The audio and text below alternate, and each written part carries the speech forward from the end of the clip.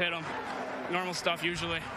How special is this championship for this program? Oh, it's awesome. I mean, the support we got from the community after even winning semis for the first time in school history was something like I've never seen. And this, I can't imagine what it's going to be like. It's the first one in school history, so big deal. Fenwick known for its programs, but now football on the map now. Yeah, for sure. For sure. I think we're going to send a message to everyone. All right, enjoy this championship. Congratulations. All righty, take care. All right, Donnie, thank you very much. If it wasn't a career high for Danny Kent, it was pretty darn close. 206 yards on the biggest stage here today. Very impressive. Well, you can't imagine having your best game playing for the state championship. Right. I'm sure they've stumbled off and on and won a couple of games, but to play your very best game in the biggest game is just the greatest thing that can happen. Yeah, and you know, they did it through the air too, at least on their scoring. But they had great balance, and part of it was Kent, no doubt about it. Before he was injured, they had to rely on throwing the football. They didn't rely on that so much today. They were able to rely on his running game, so it gave them more balance and made it much more difficult for Kankakee. All right, that'll do it for 5A. Let's throw it to Tony Cornish Jr. We'll be back with 6A in just a little bit. Thanks so much, gentlemen. What an exciting game that was, and congratulations goes out to the Fenwick Friars and all their boosters and alums who have made their way to DeKalb, as you saw in some of that exciting visual imagery that we provided for you. Large contingent of Friar fans, but that's just, you know, just shows you what goes on here during championship weekend. Fans coming together, families coming together, boosters and alums. And we got a lot more headed your way, of course, in this weekend. That continues with our second game of the day. Of course, East St. Louis, the Flyers are in town, seeded fourth, 11-2, taking on Cary-Grove in that Classic State Championship game that we're waiting for. Cary-Grove, of course, seeded the top seed right now going into this matchup. The Trojans 13-0. East St. Louis checking in at 11-2. Of course, the Class 7A matchup coming up. St. Rita will be in action against Wheaton North. That's later this afternoon. That's a scheduled 4 o'clock kickoff here. The Falcons taking on the Mustangs, and of course Wheaton checking in at 12-1, and the Mustangs check in at 11-2 on the season. And then to culminate this exciting weekend in Class 8A, the championship will be on the line starting at about 7 o'clock. Lockport, the Porters at 12-1 will be taking on the Hawks of Maine South, checking in at 12-1. As you can hear probably behind me, East St. Louis is about to take the field, start warming up. Their fans are here, a lot of them in town, of course, to check out the Flyers, but we'll have more analysis and more of a breakdown on that matchup that's coming up in just a few moments. Don't you go away. We'll be back to DeKalb in just a moment. At Illinois State University, our legacy is one of preparing students to create, to explore, to lead, to make an impact. Our students graduate on time, find success in their field, and make a difference in the world. That's our legacy. What will yours be? Create your legacy at Illinois State University. There's more here than meets the eye. Corn is in the food that nourishes us. It's in the medicine and vitamins and other products that sustain us. It's in the daily essentials that help us navigate and create in the world. It's renewable and sustainable, better for our world and our future. Corn is all this and more. And the best part? It's homegrown by local farm families, right here in Illinois. It's here, the Menards Black Friday sale. Hurry in for best selection. Prices good through December 5th. Whether at the job site, the campsite, or at home, get power where you need it with this 4,500-watt generator. On sale for $289.99. This 3-burner flat iron griddle features 520 square inches of cooking space. Get it for only $219.99. Check out these and more amazing Black Friday deals at Menards. Available in store only while supplies last. Save big money at Menards. We know it's difficult to decide where to invest first each year, but your farm and family depend on it. We want you to have your most successful season yet, and that's why we've cataloged over 12 million corn plants and 20,000 germinating seeds. Whether you're just beginning to monitor equipment performance or fine-tuning your equipment, our dealers are here to help. This is your year to know that you're doing the best you possibly can for your farm and your family. Welcome to Illinois State University, and thank you for joining us on a quick tour of the quad.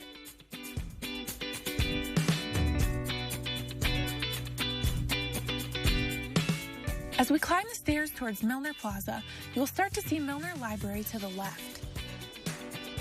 The library provides millions of resources to help students succeed in the classroom. On top of that, the library in Health Promotion and Wellness hosts Positively Stress-Free, where students can interact with therapy dogs and de-stress.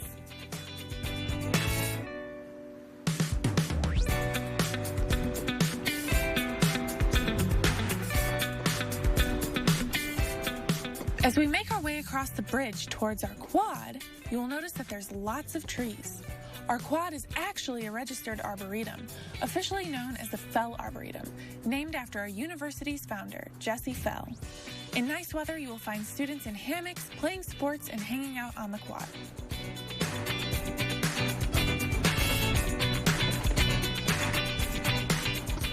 Felmley, Julian, and Moulton Halls, along with the state-of-the-art Science Laboratory building, make up our science corner of campus.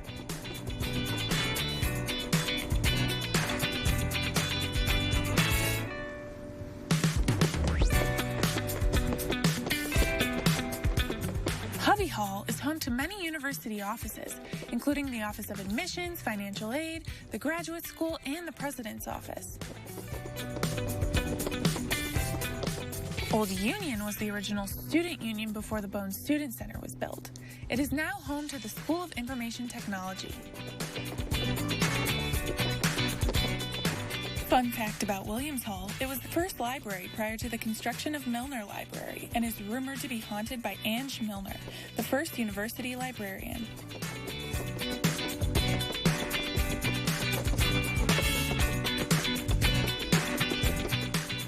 This is the Arts Corner of campus, home to the Won-Soo Kim College of Fine Arts.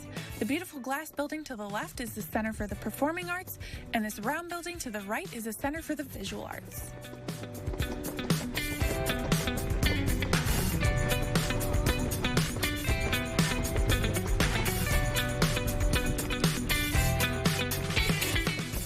Right here we have the State Farm Hall of Business. Many of the classrooms have a U-shaped setup or a conference room setup so that students can learn in the environment that they will be working in.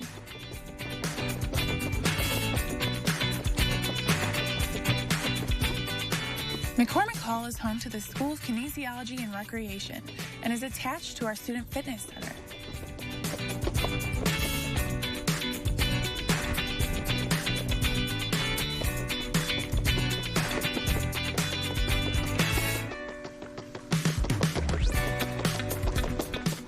Fell Hall is home to the School of Communication, which houses TV10 and WZND, our student-run television and radio stations.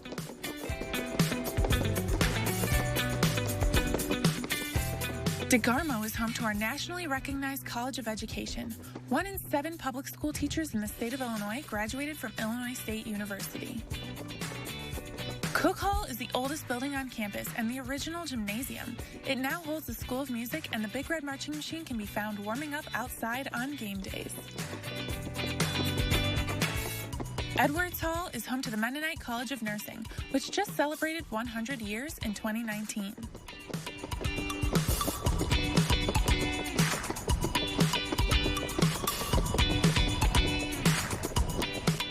Schrader Hall hosts many of our general education courses, and our average class size is 31 students. We are so proud to be able to support small class sizes.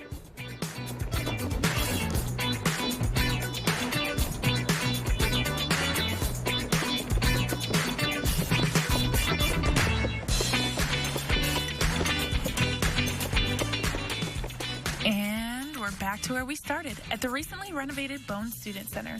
Thank you for joining us on this quick tour of the quad. Go Birds!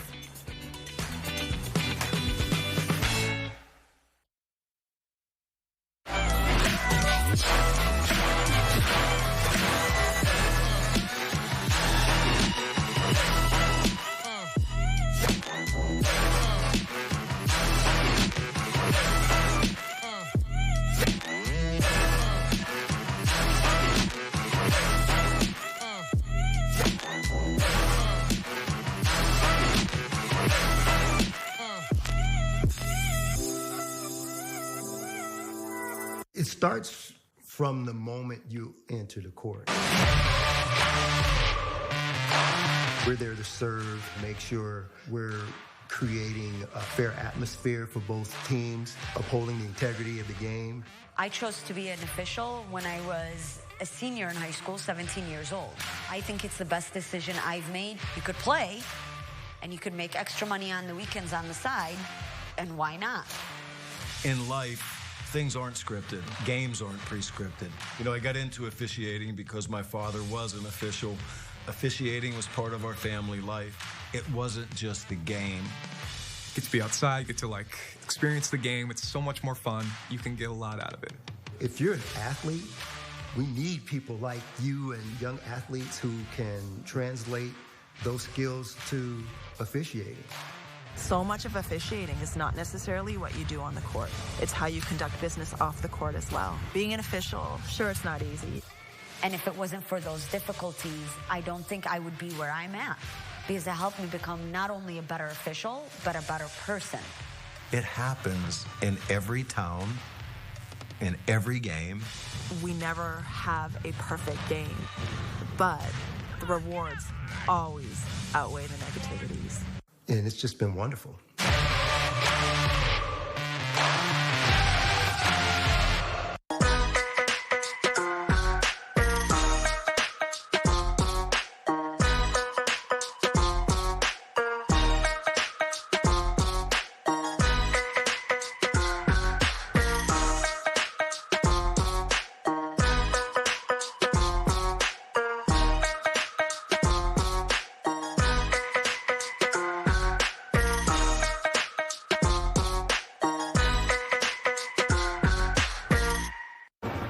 Once again, welcome back to Husky Stadium. We are getting ready for another exciting Class 6A state championship just coming up in just a few minutes. East St. Louis, of course, will be on the field taking on Cary-Grove, the Trojans. Another exciting ball game coming up. But Craig Anderson, of course, executive director of the IHSA, joins us now. And what a tremendous championship weekend so far. We've got 2 more games to go. Yeah, it has been. 3 more games. 3 more games to go, and it's just going to build an excitement all day, I believe.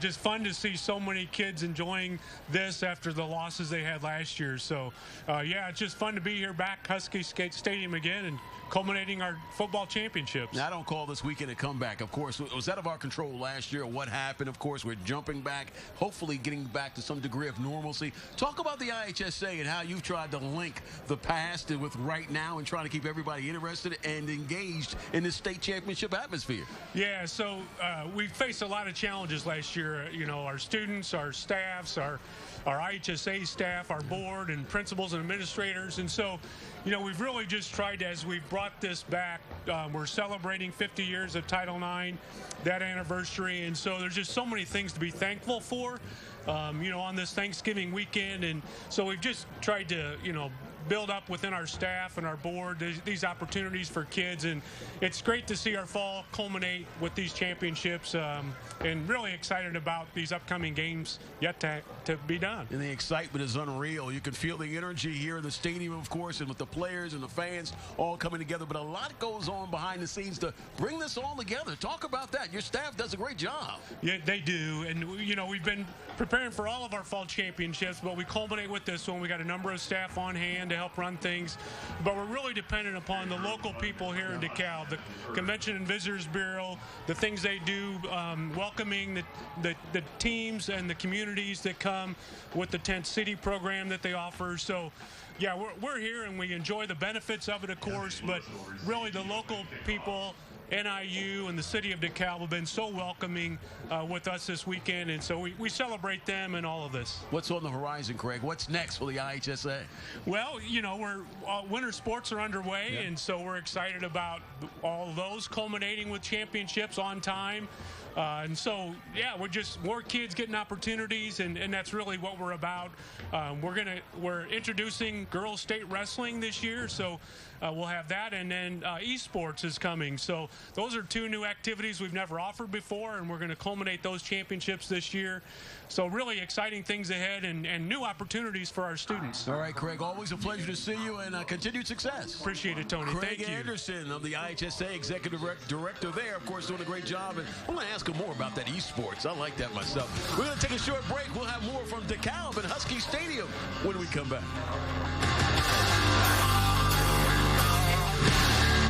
Great careers begin with Nika and the IBEW. Nika and the IBEW's 23,000 square foot training facility gives you real-world practical experience. Earn as you learn as an electrical apprentice. You'll receive both the classroom and the hands-on training you need to succeed. My education is being paid for, and I'll have 0 college debt. Healthcare, a great pension. You really can't do better than working in the electrical trade. Make this the last job application you will ever need to fill out. Apply now for the electrical apprenticeship. Nika and IBEW Local 34.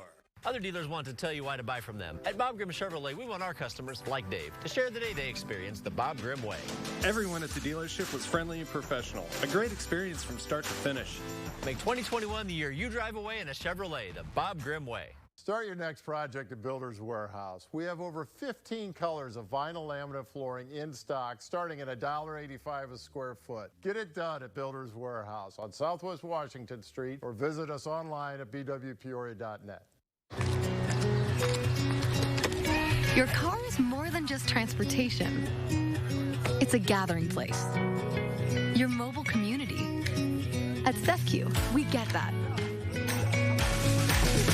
So we offer car loans with great rates, flexible terms, and no hidden fees.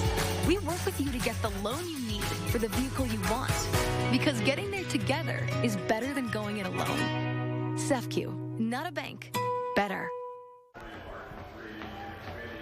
And once again, welcome back to Husky Stadium. Glad to have you on board. Of course, we are standing by for the Class 6A state championship game, of course, and it's going to be pretty exciting, I think, to see East St. Louis and Cary-Grove in action on the turf here. A lot of people want to see these Flyers in action. Of course, they have a lot of Division I prospects on their roster as well. It's going to be interesting to see how they come out as they go for another state championship. Brought a lot of contingents of fans and supporters, of course, with them here as well. As always, they have a very strong following throughout the state. But again, the Trojans are also here with a large group of fans, and you know, they're looking for a state championship as well. So that's what makes this interesting, the mix of the tradition of old and new, and we let the youngsters on the field square things away on the turf, as they say. Well, let's go back up to the booth right now and check out with the gentlemen and see what they have to say about this upcoming matchup. Take it away, guys.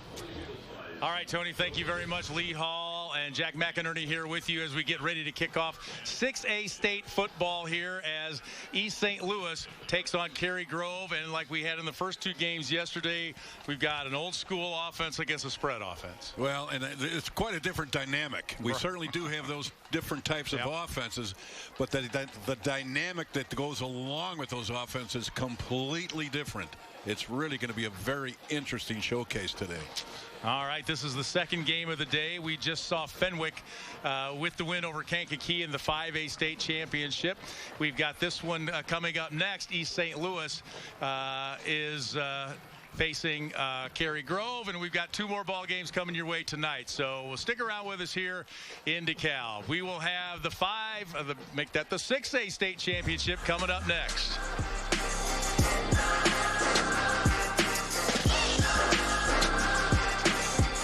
There's more here than meets the eye. Corn is in the food that nourishes us. It's in the medicine and vitamins and other products that sustain us. It's in the daily essentials that help us navigate and create in the world. It's renewable and sustainable, better for our world and our future. Corn is all this and more. And the best part? It's homegrown by local farm families, right here in Illinois.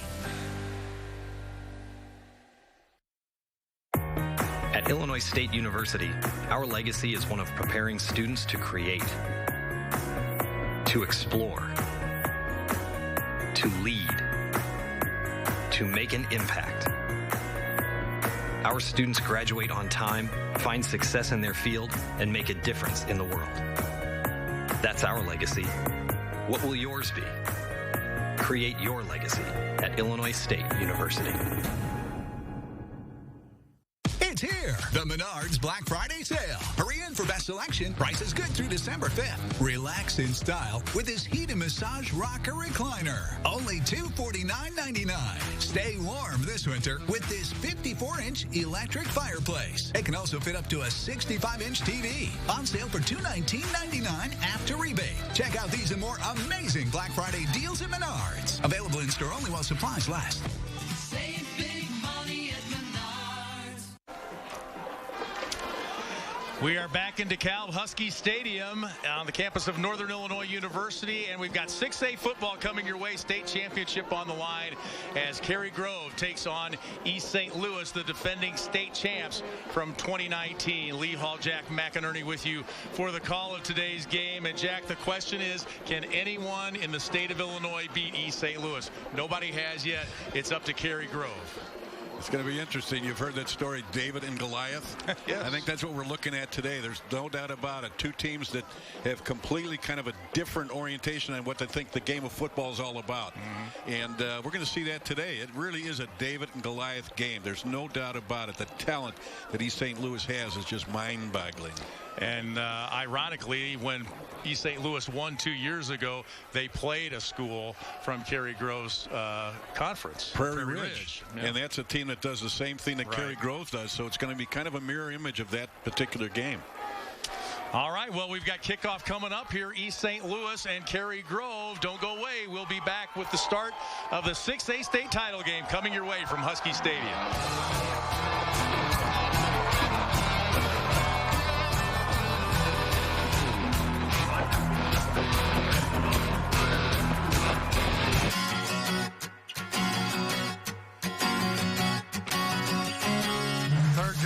Union labor. Love fishing and hunting, and love construction. All the benefits, the insurance, the pay. Well, it's given me insurance that I've got for my kids. The money I make, I've been able to go on vacations when I want to. Together, we made it through one of the most challenging years in our lives. Together, we helped our schools and students achieve great things. We all partnered and struggled and overcame together. Because we know, together, we can do great things. Now, we aim to be better than ever. We are IEA, the Illinois Education Association, and we all are stronger together.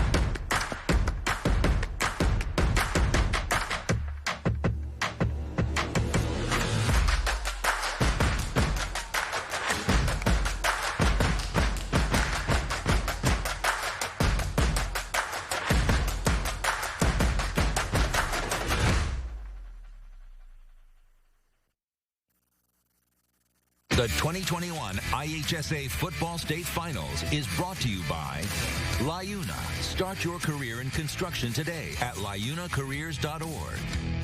And by Menards. Save big money at Menards on all your home improvement needs. Just about ready for kickoff. Let's send it downstairs quickly to Donnie Tillman. All right, thank you, Lee. A couple of different approaches for both teams in this Class 6A championship. When I talked to Cary-Grove, they said they want to keep things simple.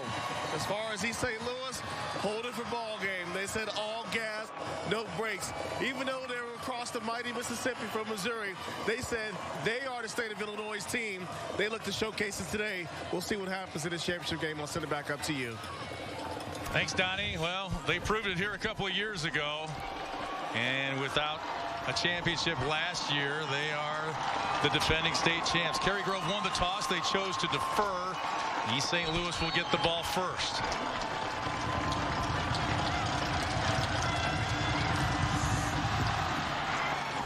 It's a short kick. It's fielded on the near side by Christopher Bennett. Bennett gets it outside, out to the 35, and he's brought down about the 37-yard line. That's where the Flyers will start on offense. They are 11-2 out of the Southwest Conference. Those 2 losses came to schools from outside the state of Illinois, St. John Bosco and IMG. And they didn't give up a touchdown to an Illinois team until the quarterfinals of the playoffs. There you see Robert Pops Battle, their quarterback, throwing for over 2,600 yards this year. All gas, run and gun. Pick your term. East St. Louis will not mess around. They go quickly. Pass is complete to Jesse Watson, and he's close to a first down. Plays like that for East St. Louis are the plays that develop into long gainers. It's a real safe pass just out on the edge, but the speed that they have to get in the open field puts the pressure on that tackler to make an open field tackle. This one complete to the other side to Luther Burden III, and he is gone.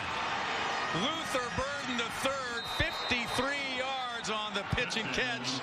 The All-Stater headed to the University of Missouri, scores on his first touch, and just like that, it's 6-0 East St. Louis. As I mentioned, a little pass like this turns into a big play. It doesn't look like much, but with the speed that they have on the edges, it's just amazing. And the toughest part is for those secondary people that try and make an open field tackle, as you just saw with Cary-Grove.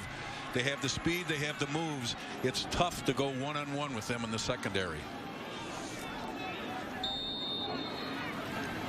Luther Burden with his 21st touchdown catch of the year.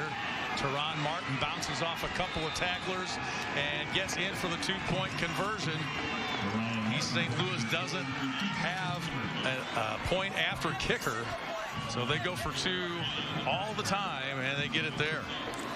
Tough start right here for Cary-Grove. Just a good effort getting the ball into the end zone. Now they're talking about an offensive line that has got some size and some ability. I mean, they've got all the tools. There's no doubt about it. We talked about the David and Goliath, and I was not trying to be facetious here. They've got players that are just big and fast.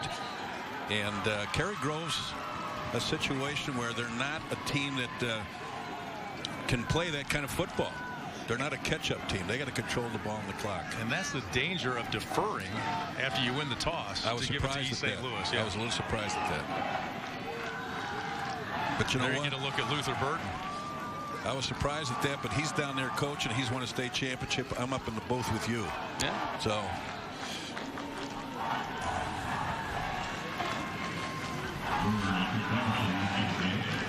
Get a look at Darren Sunkett in his 27th year with East St. Louis.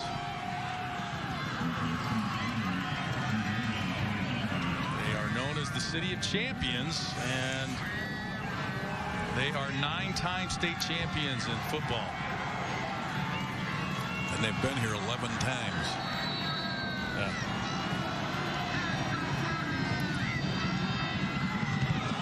Luther Burden kicks it away, and it's going to bounce out of bounds, and it'll be a penalty, and good field position to start here for Cary-Grove. And ironically, you kind of saw how he kicked the ball. Rarely do you see nowadays anybody that kicks the ball straight on, and that's just what happened, and that was the result. Normally you see a lot of soccer player kickers. Here's a look at our officiating crew for today.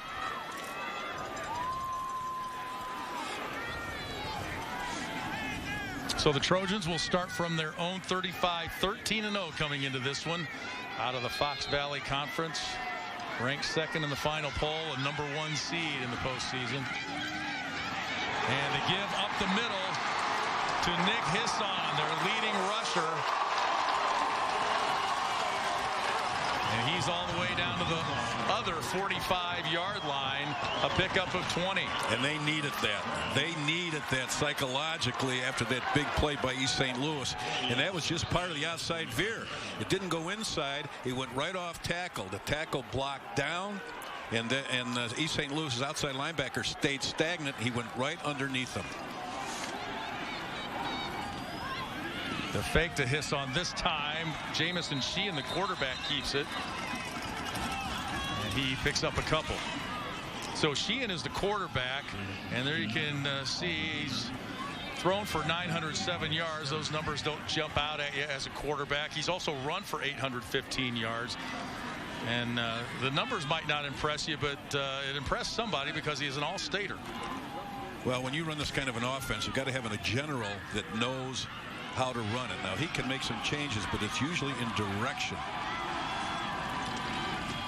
Gives the hiss on again. And he's down to the 31-yard line, a pickup of 12 for Nick Hisson. Hisson is a 6'1", 221-pound senior. One of the strategies against a team that has the kind of speed that East St. Louis is, you cannot outrun speed. So what do? To negate it, you run right at it. And that's what you're going to see today. You're going to see Cary-Grove run right at it between the tackles. They'll occasionally try and get outside and pitch the ball, but the game's going to be probably inside the tackles. And Sheehan keeps it himself. He's still on his feet. He's going to take it all the way for the touchdown. 31 yards. Jamison Sheehan keeps it himself, takes it in, and a two-point conversion would tie this game. Is it possible to have a shootout between two teams that have the complete opposite concepts of what offensive football is all about? How about it? I mean, good start for Cary-Grove. I'm getting all flustered just based on what I saw. They look really good on that drive. And Cary-Grove gives up about 100 yards per man on both lines. But they were able to make holes and get the ball down the field. 65-yard touchdown drive. Toby split for the point after attempt, and East St. Louis called for their first penalty of the game, and that has been a bugaboo for them. They're going to go for two if they're smart. Yep, they're going to go for two. East St. Louis called for 20 penalties against Lamont, 19 versus Crete-Monee last week in the semifinals. So 39 penalties combined the last 2 weeks against the Flyers. And again, where are those penalties at? Are they in the middle of the field? It's a 5-yard penalty. Does it have any effect on the game? Maybe not. Does a penalty like this have an effect on the game? Yes, it does. Instead of going for one, they'll go for two now. Son is the fullback. Put the man in motion. They give it to Hisson, and he just follows his blockers right into the end zone. Big number 63 leading the way, Zach Petco. And we are tied. East St. Louis strikes first, but Cary-Grove and Jamison Sheehan answer, and we are tied at 8. There's more here than meets the eye. Corn is in the food that nourishes us. It's in the medicine and vitamins and other products that sustain us. It's in the daily essentials that help us navigate and create in the world. It's renewable and sustainable, better for our world and our future. Corn is all this and more. And the best part? It's homegrown by local farm families, right here in Illinois. It's here, the Menards Black Friday sale. Hurry in for best selection. Price is good through December 5th. Give the gift of power and performance with this Masterforce Boost 20-volt brushless oscillating multi-tool kit. Just $119. Plus, get a free bonus toolbox. This 22-foot aluminum multi-position ladder can be positioned in 5 different ways. Only $139 after rebate. Check out these and more amazing Black Friday deals at Menards. Available in store only while supplies last. Save big money at Menards. We are back. We've had 6 plays and 2 touchdowns. We are tied at 8. Darren Sunkett, the head coach of East St. Louis, 27 years, 234-72. He won a state championship in Missouri back in '96. He's won 3 with East St. Louis. in 2008, 2016, and 2019. On the other side, Brad Seaberg. This is his 4th title game as head coach of the Trojans. 11th season, 109 and 20. He had a great job here at Cary-Grove in a tough conference. As we mentioned in the open, Prairie Grove's the other team that they go back and forth up there in the Fox Valley Conference. They've both been here in the title game quite a few times. That's Christopher Bennett on the return and stopped shy of the 30. Good coverage by the Cary-Grove kickoff team. And Flyers will start at their own 29-yard line. Flyers going into the quarterfinals. As we mentioned, they hadn't given up a touchdown before that round. They went into the quarterfinals outscoring opponents 418-2.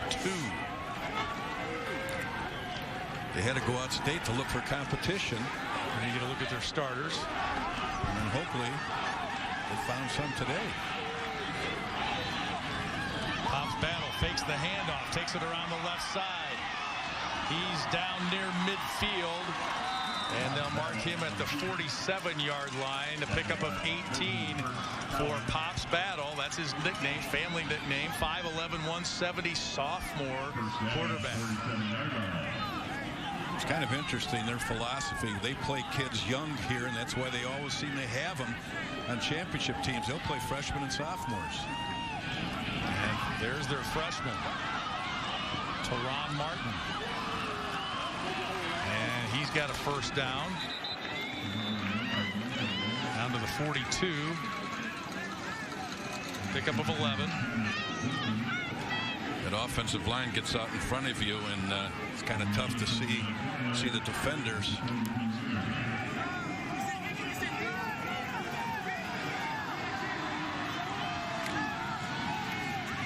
Battle throws to the far side. Is complete to Jesse Watson. Loses the football. Big hit. We'll stay with the Flyers, but that ball came out of there. Lucky to get it back. Take another look. This kind of tackle sets the tempo here for Cary-Grove and for East St. Louis. Good job of blocking. Here's the pop right there. Nice job. Loss of 4 as Colin Desmet, the leading tackler, linebacker for the Trojans. Loss of 4, 2nd and 14 now.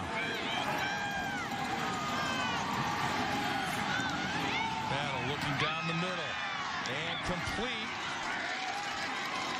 That's Karan Parchman. 6', 180-pound senior. Kind of an interesting throwing mechanic there. He got rid of the ball rather quickly, but I think he just spotted him at the last second breaking over the middle. 21 yards on that play. Battle fakes, keeps it himself. He's down inside the 20 to the 16-yard line. Pickup of 9. Threw for 2,600 yards. Coming into today's game, 376 yards on the ground. And a couple of big runs so far. They've played 4 minutes. It's been an exciting start to this one. Complete to Burton, and Burton knocked out of bounds right at the first down marker. Luther Burton, the third, with over 1,100 yards receiving coming into today.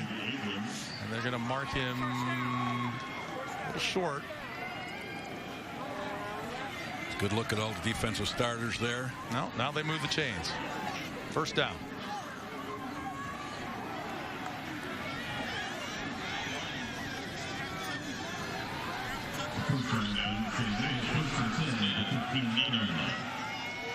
Eight plays for East St. Louis, 6 first downs. They give to Martin.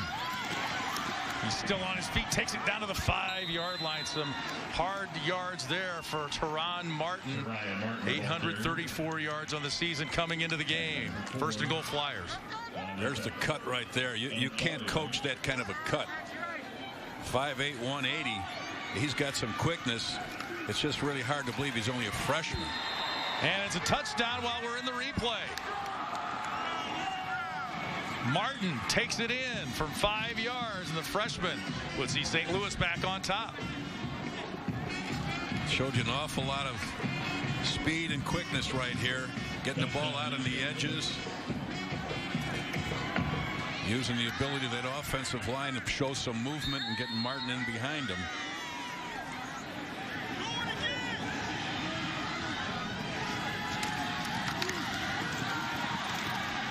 Handoff again to Martin for the point after. No good. The Cary-Grove line stops that extra point attempt. And it's 14-8 Flyers. Good effort. Good effort right there. And this is one of those plays where put it in your bonnet and hang on to it, because this might be something you might look back on. Here's our keys to the game. It's been such a quick start, we haven't had a chance to look at it. Well, you know, coming into this game, if you listen to people and you read the papers, it was a can David slay the Goliath type, because all they talked about was East St. Louis, and they had to go out state, almost out of the country to find some competition. And then you look at who controls the clock and the chains. That's got to be Cary-Grove. Then who has patience? That's got to be Cary-Grove. Who has the speed? East St. Louis. So who makes the use and most out of it? We'll find out in a while. That scoring drive, 8 plays, 2 minutes, 71 yards for the Flyers.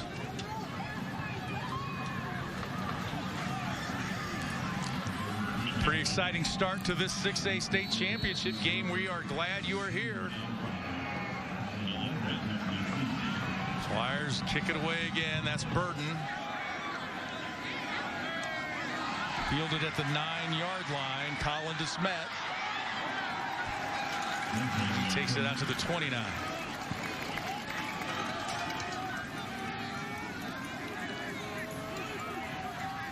Now we'll look at this Cary-Grove team that averages 422 yards of offense. Now, and that's against a pretty tough schedule, because they play in the DuPage Valley, and that's a tough schedule. Prairie Ridge being their biggest opponent in there, who's won several state championships. But they play tough competition week in and week out, and they have great patience with this offense. Here's the pitch to Drew Magel. Gets a block, and then gets another block from Abrams, and now knocked out of bounds at the 37-yard line. 34 yards on the pickup for Drew Magel. Watch him follow the block. Great job of running that offense right there. You can see the way he ran that fake to the fullback, which just held that linebacker inside long enough. But then he had the lead backer, which is the halfback. Just an outstanding job of running that play. First down at the 36 for Cary-Grove. Hisson with the carry up the middle. Struggling to the 20-yard line. Brought down there by Antoine Hayden. 16-yard pickup. Well, there's the big 220-pound, 6'1" senior fullback. And in this offense, that's what you want to have. You want to have a big, strong fullback, and that's what they've got right there in Nick Hisson. And he's going to be a big component in this game today. If he can run like that all day long, David's got an opportunity. 9 yards per carry for Hisson. This time it's Sheehan, but he's brought down from behind. Nice tackle there. Lamar Box Jr. races him down. That would have been quite a gainer right here. Just barely caught from the backside. That shows you the speed that East St. Louis has, because he came from the backside to make that play at the line of scrimmage. Lamar Box Jr. headed to the University of Northern Iowa as we look at the offensive starters for Cary-Grove. Second and about 7. Give us to Hisson. Not much there that time.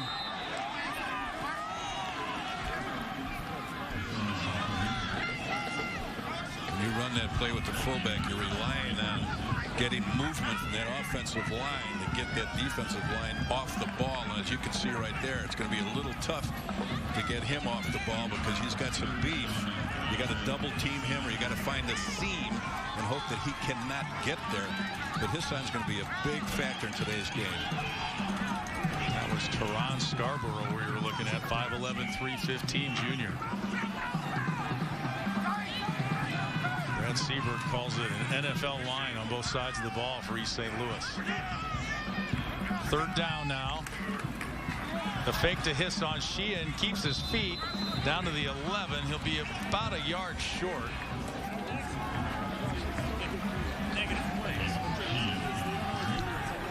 And on that particular play, Hisson was the guy that could have bolted into the end zone off of that fake. And this is a situation where a lot of pressure on East St. Louis, because when you play against an offense like this, that defense has to have tremendous patience, and they also have to have great discipline. Somebody's got to take the fullback. Somebody's got to take the quarterback. Somebody's got to take the pitch man. And if there's a breakdown, it's going to result in a touchdown or a big play. And this is the first time East St. Louis has seen this offense since the championship game in 19. Hisson up the middle for the first down. Hisson, honorable mention All-Stater. He was All-State in the spring season. You see the double team we talked about right there. When you got that beef up front, the center and the guard are all blocking down. It's like a little wedge block in there. And Hisson gets right in behind it. And they have great patience with this offense. They're not looking for 10, 15 yards of crack. They'll take 4 and 5. 5 carries, 52 yards for Hisson. Sheehan fakes, keeps it himself, and gets sandwiched down there at the 7-yard line. Make it a 6. Let's get some FCS and Division II looks. There's the discipline we're talking about. You got to stay home. If he would have closed down on the fullback with the initial dive fake, Sheehan would have had it wide open going to the end zone. So you've got to make sure that you're not the one that's, if I'm assigned to the fullback, I don't care what the quarterback does. I'm taking the fullback.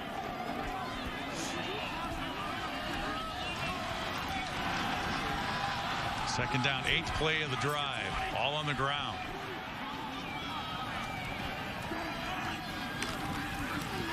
The give to Hisson, and he's in for the touchdown. 6-yard score for Nick Hisson.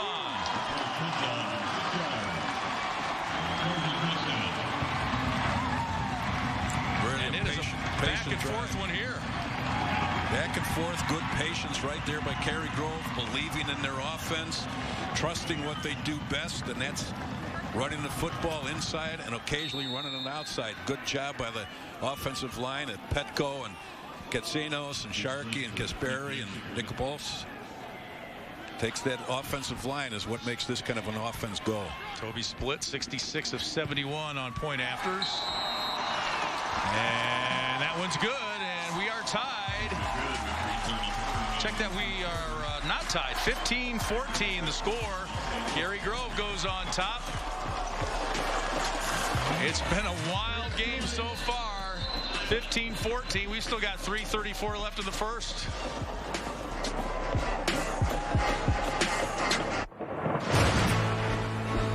I couldn't ask for a better agent, for a better company in a disaster where you have no idea where to start. I learned that there's not a given in life. It takes a team. There's people that are going to watch out for us and they care. It's been pretty stressful. Once we saw Lori and got our plan, it's like a huge weight lifted.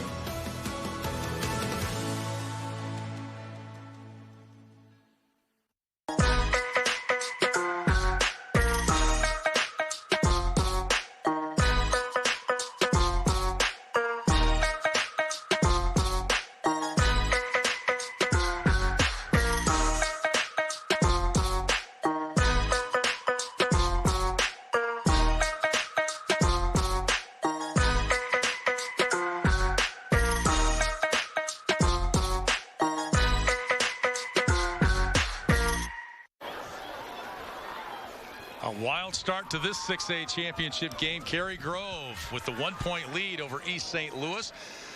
Menards, save big money at Menards on all your home improvement needs.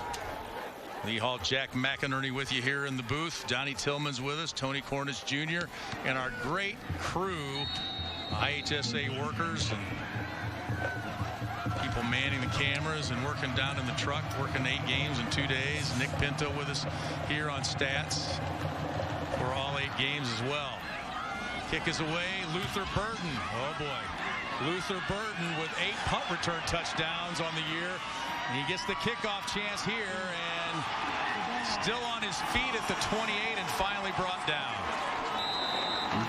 He is dangerous no matter when and where he touches the football. As soon as people see him touching the ball, all of a sudden you see the people in the stands start standing up because they feel excitement. Something's going to happen, and that certainly is the truth when he gets near the football. He just has tremendous talent, tremendous speed. Well, Darren Sunkett said we did the math. Every 3 times he touches the football, he scores. So, well, and he's pretty much on point so far, too. And you can't really afford to double team him because they have so much speed and skill in the other position. So that you just got to say, okay, I'm going to put my best defender on him and hope for the best that we can get kind of a rush on the passer. So that was the 3rd time he touched the football. He's got 1 touchdown. He's right on point. And off to Teron Parchman. He gets about 4, maybe 5 on 1st down. As exciting as East St. Louis is to watch with all their skilled people, I enjoy really watching Cary-Grove too because of the patience they have in that offense and how they run it so effectively. Because there's more to that offense than you see as far as just running the fullback. The blocking schemes up front are very intricate also. Handoff to Martin on 2nd down. And he's about a yard short, picked up a 4.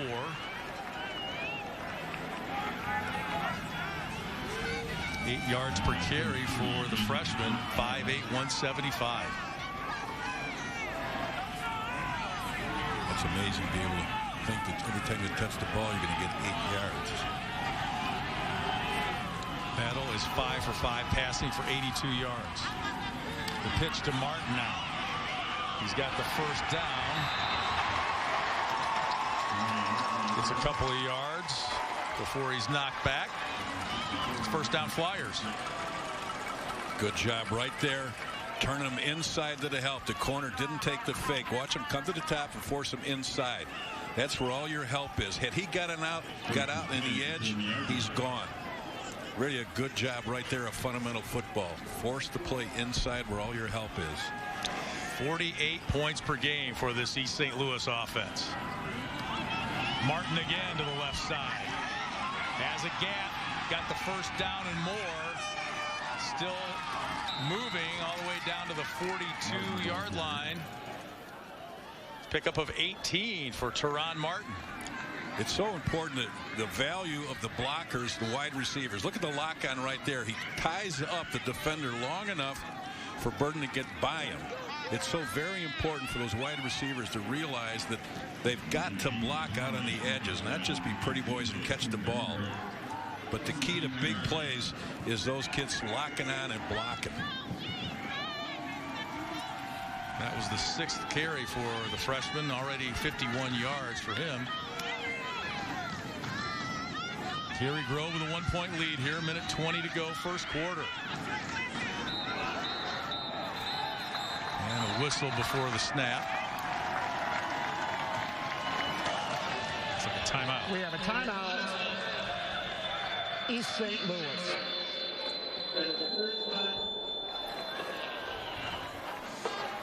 An interesting start to this game, Mr. McInerney. It certainly is. It certainly is. Both teams showing the best of what they can do, and that tells me that we're going to see an awful lot of the best of what they can do this afternoon. This is the 3rd trip in a row, 3rd week in a row they've come north, have the Flyers. Because of that 4 seed, they made quarterfinal and semifinal trips to Chicagoland. They played at Lamont and at Crete Monee the last couple of weeks. celebrate the 50th anniversary of Title IX, the IHSA is sponsoring a 50 for 50 matching gift initiative on Giving Tuesday. All proceeds from the drive will be pledged to the IHSA Foundation, which annually provides scholarships to Illinois high school students selected to be part of the all-state academic team. Visit IHSA.org on November 30th for more information. First down, Flyers. This time to give is to Marquise Palmer, his first carry of the game.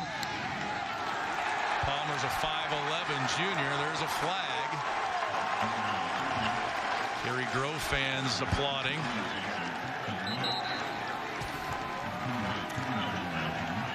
And aside from the patience on offense that Cary-Grove shows, is it going to be penalties that are going to be crucial to add to their yardage?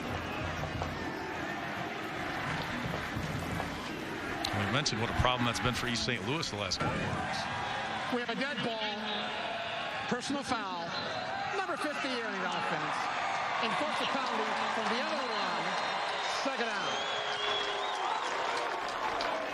At the end of the game, you total up their offense, and then you total up their penalties, and you can figure out sometimes the result or what's on the scoreboard.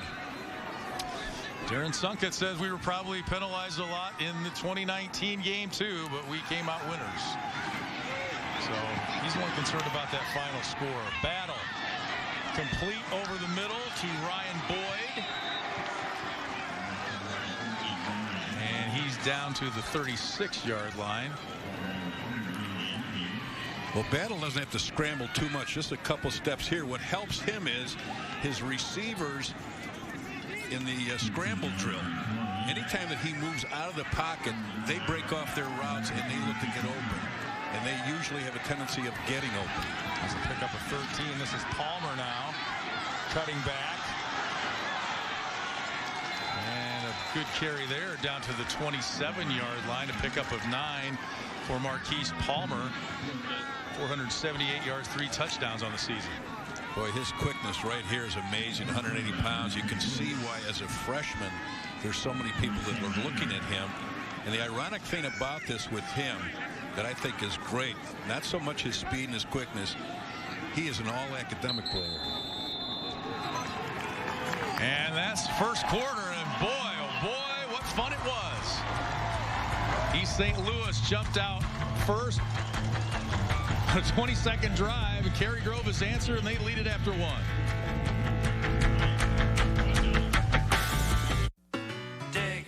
Dig the pig. Dig the pig from Butcher's Pizza. Locally made with the finest ingredients.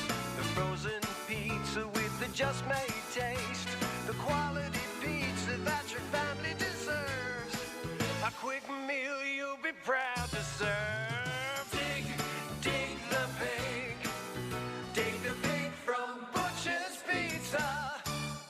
Great careers begin with Nika and the IBEW. Nika and the IBEW's 23,000 square foot training facility gives you real-world practical experience. Earn as you learn as an electrical apprentice. You'll receive both the classroom and the hands-on training you need to succeed. My education is being paid for, and I'll have 0 college debt. Healthcare, a great pension. You really can't do better than working in the electrical trade. Make this the last job application you will ever need to fill out. Apply now for the electrical apprenticeship. Nika and IBEW Local 34.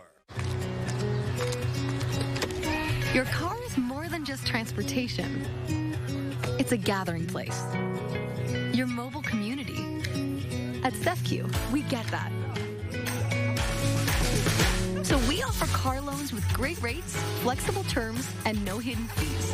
We work with you to get the loan you need for the vehicle you want. Because getting there together is better than going it alone. SEFCU, not a bank. Better. The IHSA, committed to keeping student athletes safe. Through educational initiatives and national partnerships, we're going the distance to develop safer protocols for our teams. Plus, we continue to improve scheduling and conditioning to reduce injuries from preseason through each state championship. 31 sports, 350,000 student athletes, and one goal, player safety. The IHSA, the future plays here. The 2021 IHSA Football State Finals is brought to you by Illinois State University, where the total cost is in the lower half of Illinois public universities, and recent grads earn $12,000 more than the national average. Create your legacy at Illinois State. And by the Illinois Corn Growers Association. Meet the families that make up 96% of Illinois farms and learn how Illinois runs on homegrown corn at www.watchusgrow.org.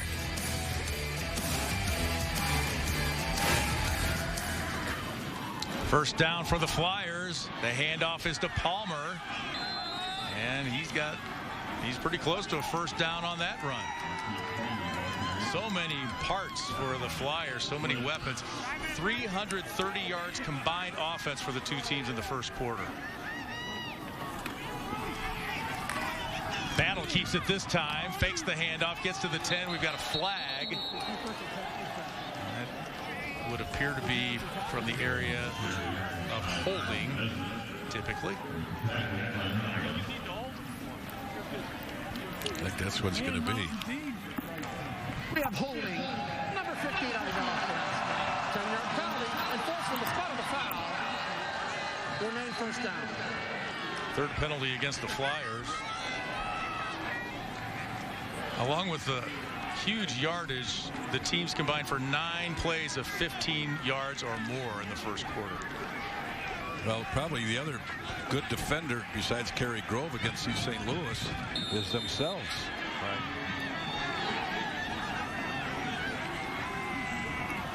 First and 17. Battle looking to throw. Nobody there. He stands there. He's got so much time. Now he takes off another flag as he's out at the 11. A pickup of 12, but another penalty flag. What's interesting about this is they actually had nobody rushing.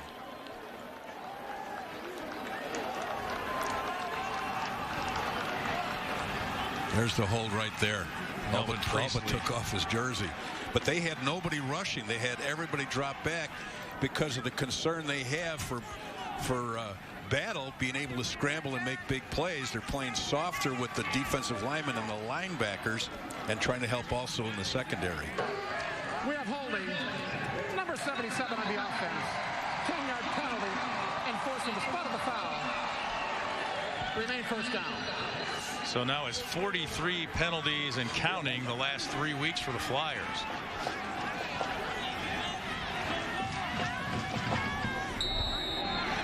This will make it first down and 18 from the 30. Battle across the middle. Oh, great catch and a big hit. The catch by Karan Parchman and the big hit there by Toby Split. Oh, my goodness. The defensive back comes up and lays a hurting on Parchman. Whoa! That's textbook tackle right there. Man. Absolute textbook. Shoulder.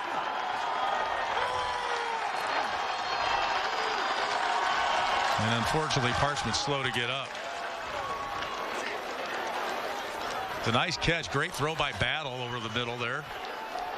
It's kind of interesting what Cary-Grove is doing defensively to East St. Louis as far as the rush is concerned. They're playing people off. When you watch them, they have a man over the center, but then they're playing everybody else off, but then they're doing a lot of different stunts, making it tougher for the linemen to pick it up and not being able to figure out where they're coming from initially.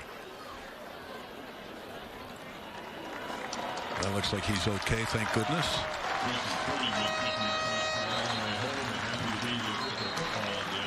This Cary-Grove defense, look back at their game against Lake Forest last week. They held the starters scoreless.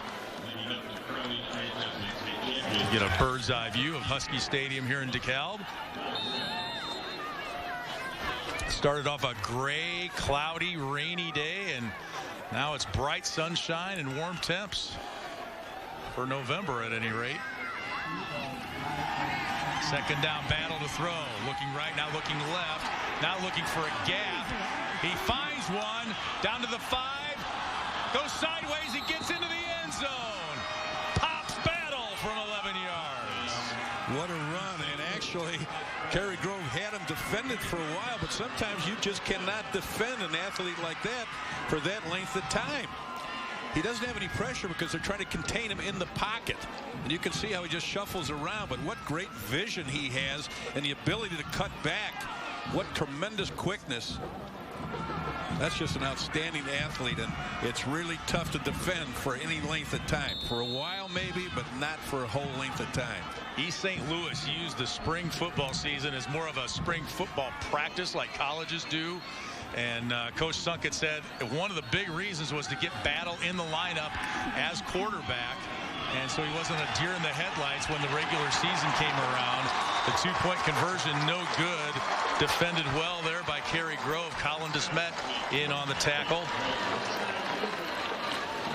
And the Flyers are up now 20-15. Sometimes it's easier to defend East St. Louis in a shorter field than it is in a longer field. But this is just a great job of athleticism right here. I mean, you can draw up everything you want to contain a quarterback and keep him in the pocket, but we've got a great athlete. I mean, he just spreads the field out by what he does with his feet, and then all of a sudden he turns upfield, and that vision he has is just unbelievable to go along with the quickness. 38 yards rushing already. I mean, we mentioned only 376 during the regular season. When you got weapons like he does, you don't have to scramble a lot, but boy, did he do a good job of it there. And the other thing is, they don't really throw the ball deep all the time. Some people might think that, well, with those kind of receivers, you go deep all the time. They like to throw it shorter and then let those receivers with the yak yards after the catch make the big play. After it maybe catching the ball at 5 yards, they turn it into a 55-yard gain.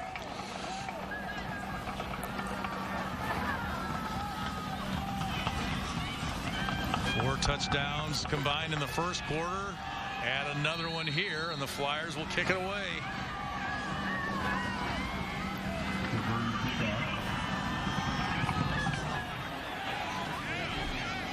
And that will sail into the end zone. It'll be 1st and 10 from the 20 for the Trojans. And a touchdown run from their quarterback, Sheehan, and their fullback, Hisson. They've really been able to run their offense to perfection against this East St. Louis defense, who really gets angry when they give up touchdowns. Well, they probably have not played against an offense that is so well honed as this. I mean, these people just run this play to perfection. And, you know, you try to take away the inside dive, and all of a sudden they come out on the edges with you. So, I mean, they just do a great job of running this offense. Give is to Hisson. Gets a yard, maybe two.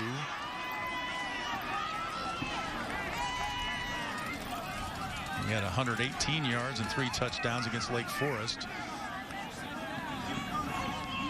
60 yards so far on the day. Not much on that one. Give him a couple. Well, he's not always going to have big yardage, but he's always very consistent, and that's what you need to have from that fullback. Pitches to Magel this time. He follows the block of Abrams, and he's out to the 33-yard line, a pickup of 11. And we've got a flag back at the 23. Well, this would be a situation where Cary-Grove cannot afford to have penalties because they're not the big play team. They're the patient team that'll keep a drive alive for a long time. And big yardage, if they get behind the chains, it's really tough for them. We have a legal block below the waist. Number 85 of the offense. 15-yard penalty. And for a shot to distance to the goal. Second down. This is the disadvantage here. The good pitch getting it outside. This is like a pass for them. Get down the edge with the pitch. Pretty good yardage. And then all of a sudden you'll see the clip right there. Takes out 2 defenders, basically. And the ball goes back. See, when they get behind the chains, since they don't throw that much, they don't have much of an option to throw. I mean, it's not like they can set you up with play action pass because you know they need 15 yards. 2nd and 18. Here's the give to Magel again.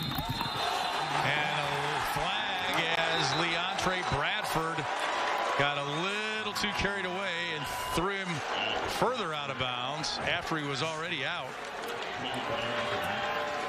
And that will be the 5th penalty of the game for 45 yards against East St. Louis. Yeah, see, that's just lack of discipline right there. He knew where he was. You're not being any tougher by doing that. I think kids need to understand that. You know, you ran him out of bounds. That's it. You did your job. Leave it. After the play, we have a dead ball, late hit on the defense. 15-yard penalty. First down. This is how you pick up first downs for Cary-Grove, but this is how St. Louis is killing themselves. Well, especially after they had him there in 2nd and long. Oh, absolutely. Fresh set of downs from the 32 now. Darren Sunkett looks on from the sideline. He's showing a lot more patience than I would. Give to Hisson. He gets 3 or 4 there.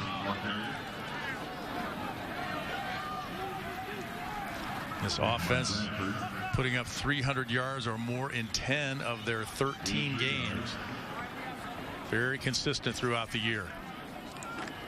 Well, they usually run the ball about 36 times a game for 347 yards. Throw only 4 or 7 times for 74 yards. Well, here's the Sheehan faked the pass and picks up a couple on 2nd down. It'll be 3rd down and 5 for Cary-Grove. Thought they'd catch him off here, but straight drop back is not for Cary-Grove the best answer to getting somebody open against St. Louis. Probably play action would be a lot more effective because they might bite on it in that case. 3rd and 5. Fake the give to Hisson. Sheehan gets the first down out of bounds at the 49-yard line. A pickup of 8 for Jamison Sheehan. Good job there. You see how he closed down and pulled the ball out. Took his reads, and that's what you got to do. And he's just got enough to know where the first down is and get out of bounds. Brad Seaberg talked about Sheehan coming back from the COVID layoff. It's like he's a move-in kid. He came out of COVID completely different player. Bigger, stronger, smarter as a quarterback. He's a real force back there for Cary-Grove. Well, he's 6'3" and he's 190 pounds, so he's got some beef behind that. Pitch to Magel. He gets a block from Abrams. Ooh. Fumble. But it looked like it's recovered by Cary-Grove. And that was a perfect example of the closing speed that East St. Louis has in the secondary. Once he made the block and turn there, you would have thought he was gone. Pretty good effort right there, trying to pull the ball out. Toriano Pride, look at that. Went for the ball. Right, exactly. That's why you tell a defender or the runner to put the ball in the other hand away from the defender. And that wouldn't have happened. It's the old Peanut Tillman move, and luckily for Cary-Grove, Wade Abrams was there. Goes as a 10-yard run and another first down for Cary-Grove. 8:20 to play here, second quarter rather. Fake to Hisson. Sheehan keeps it, and he takes it down to the 40. Pick up a 5.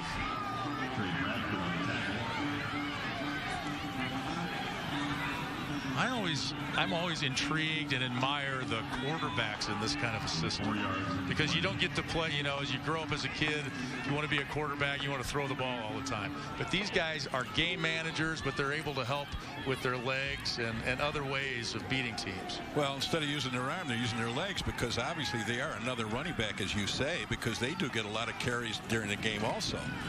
It's Sheehan again, and he's got a first down.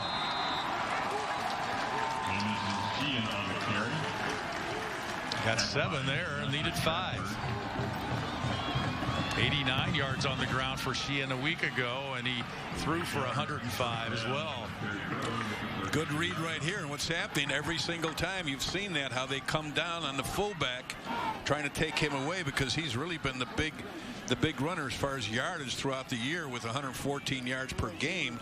So they're coming down flat on him to take him away, and Sheehan's smart enough to pull it out and pick up 4 or 5.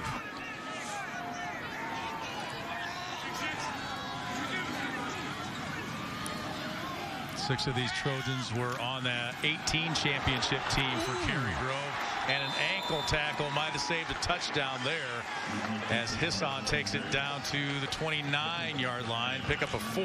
Could have been a lot more if not for that ankle tackle there. Good job of blocking right there. They did a little fold block where the tackle blocks down and the guard folded around him and came around, did a nice job. Now what's interesting here is you see the difference between the splits that Cary-Grove takes, that's between the center and the guard and the tackle, as opposed to yesterday when we saw Wilmington was foot to foot. They're giving some lanes here for the running backs to get into and more lanes for the linebackers to cover. Give to Hisson. Hits Leontre Bradford. He hangs on and tackles him. Brought down at the 14-yard line. Good job of blocking right there. The tackle blocked down, took the linebacker out. The blocking schemes are often the ones that create these plays. And many times you look and say, oh, what a great run by that fullback. But the guard and the tackle are the ones that really created that play and made it a great run. A pickup of 10. This is the 10th play of the drive. Under 6 minutes to go now in the second quarter. Give is to Hisson. Tackled from behind. Nice job there by Frank Wilson, 6'4", 245-pound lineman. He got enough of him to drag him down. Keep him to a minimal gain of 3.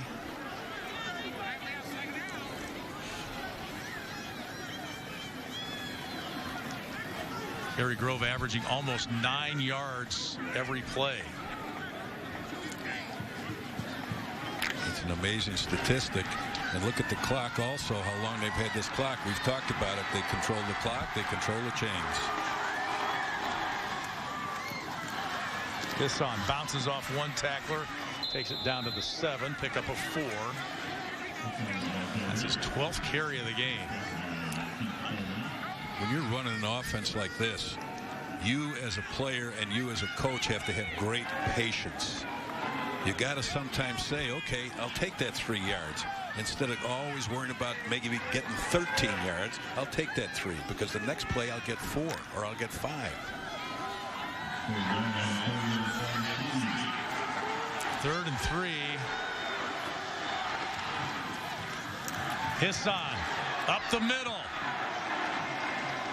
Gets the first down, it would appear. Yep, he's first and goal from the 3. Nick Hisson, another powerful run.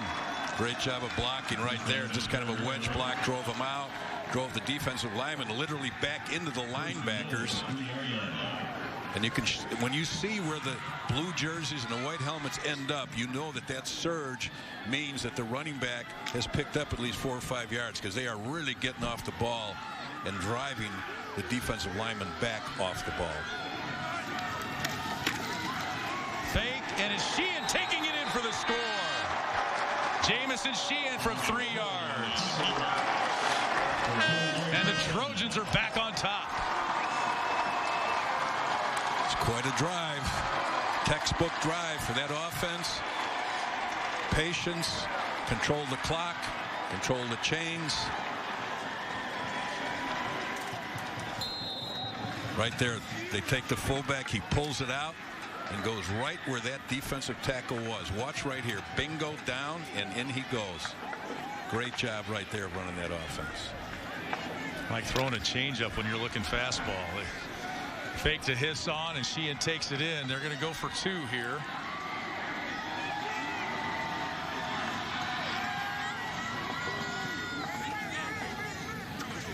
And now timeout. I thought they're going to get a little bit more yardage out of that. Maybe had tested the patience and discipline of East St. Louis if they would have jumped offside. They did not, so the Trojans take timeout. We'll see if they will kick it or if they will go for 2. They lead it here by 1.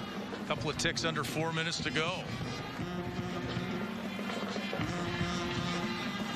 And right now, at least, this is the most competitive ball game we've seen this weekend. It really is, and it's really a surprise.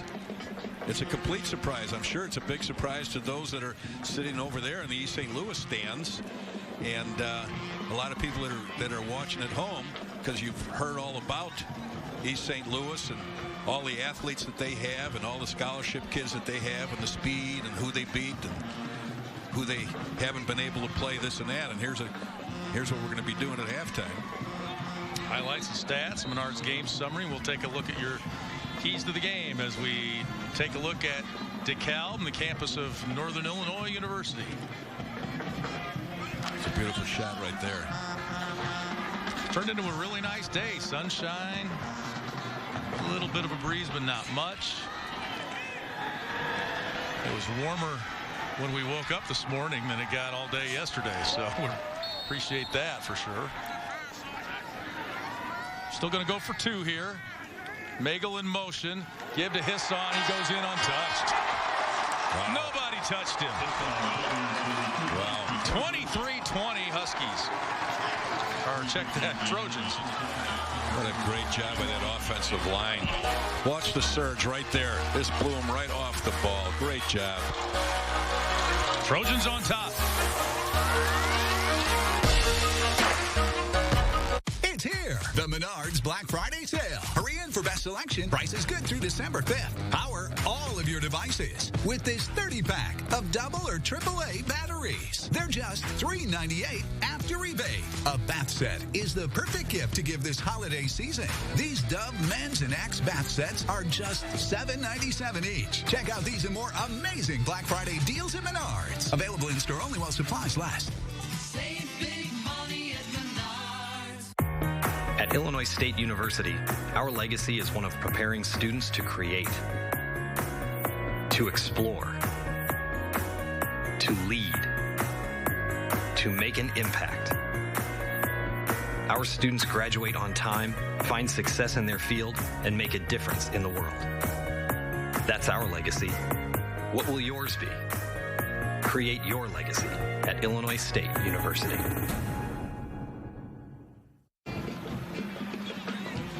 Lee Hall, Jack McInerney back with you at Northern Illinois University. 23-20. Cary-Grove the lead over East St. Louis in what's turned out to be a competitive, exciting, extremely offensive, in a good way, ball game. It really has, and I'm really impressed with the offensive line and their blocks, how they've schemed up with the blocking, because what you see is you'll see the fullback dive and you'll just think, well, that's just a simple dive. They're changed up their blocking scheme up front. They're double teaming, they're full blocking, they're X blocking, they're trapping, they're doing a lot of things up front that are confusing East St. Louis. But just the point that that offensive line right now is dominating East St. Louis. 6.5 minutes off the clock. Onside kick attempt. And I think Cary-Grove has it. They do. It's DeSmet picking it up. Check Toby Split, the kicker. Oh, my goodness. And I think they're trying to change it. Nope, there. Oh, my goodness. This will be a total backbreaker right now. Cary-Grove can take something like this in and score after this. He had to wait for the ball to get there.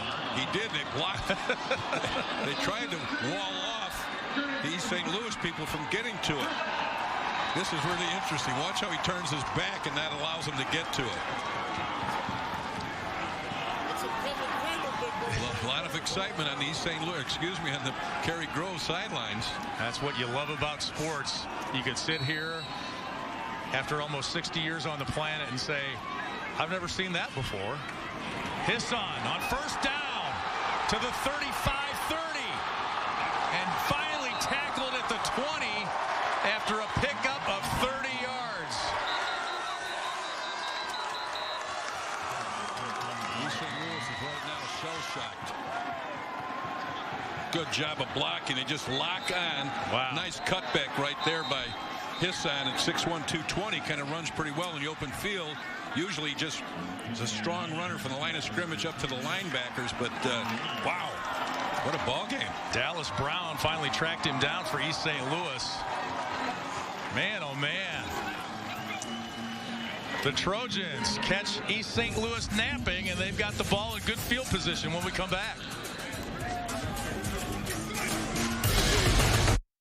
The The NFHS Learning Center is the leader in online education for the interscholastic community. At NFHSLearn.com, you can find over 70 courses, including more than 30 free courses, such as concussion in sports, heat illness prevention, sudden cardiac arrest, and protecting students from abuse. To learn more, visit the NFHS Learning Center.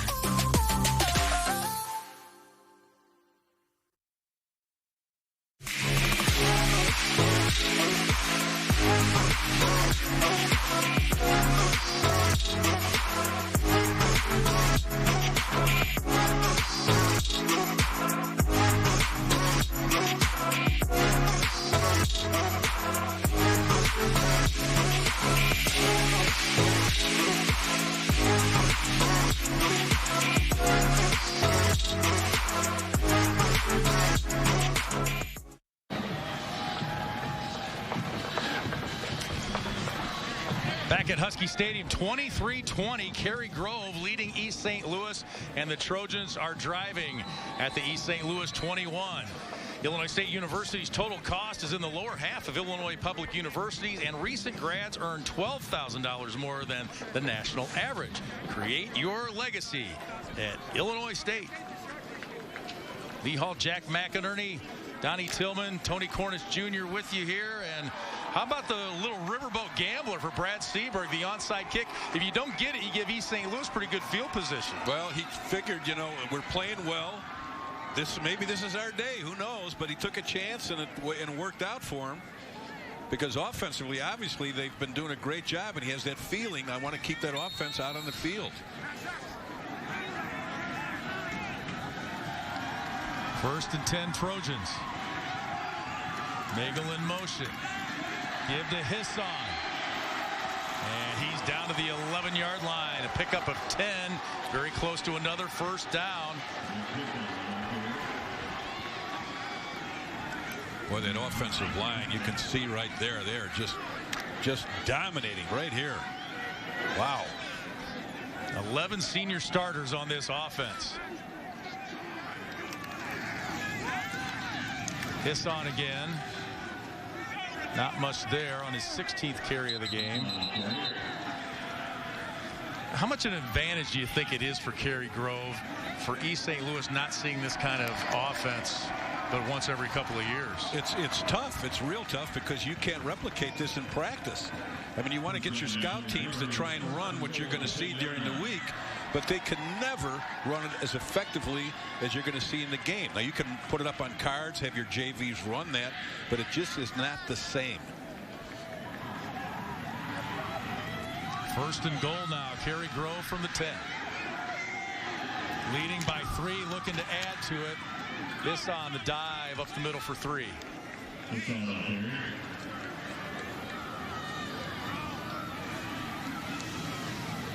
In some cases, when you do this, it's a good shot of what he's been doing. Nick's had a big half so far. He's been the key. Can he do that in the second half? It's going to be interesting. But right now, it's going to be interesting to see if they can punch one in here. And this could be a real backbreaker for East St. Louis.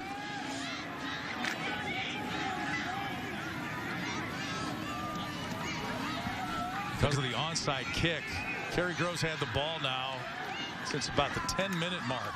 I mean, it's crazy what they've been able to do. Talk about managing the clock. Hisson down to the 5. This will be too bad if Cary-Grove can't get a score out of this after taking that risk. And that was a big risk for that onside kick, to take advantage of it, to get down here and not be able to punch one more in. Coming into this game, they had scored on every postseason drive but one. Sheehan looked like he was going to throw. Cuts left and gets in for the score. Jamison Sheehan from 5 yards out. His second touchdown run of the game. Third. Make that 3 now. Good coverage is what led to this right here. Sheehan really didn't want to throw it. You can see how fast he pulled that ball down. He wanted to run it more than anything else because his main receiver, which he only had one of, was covered. So he's going to scramble and run, and that's his mainstay, is running the football. And what a nice job he did right there. And you talk about psychologically right now. So now they kick. But the big thing is, if they can stop East St. Louis here before they half doing anything, what an advantage that's going to be at halftime, because they get the ball back. Whistle before the snap, a flag.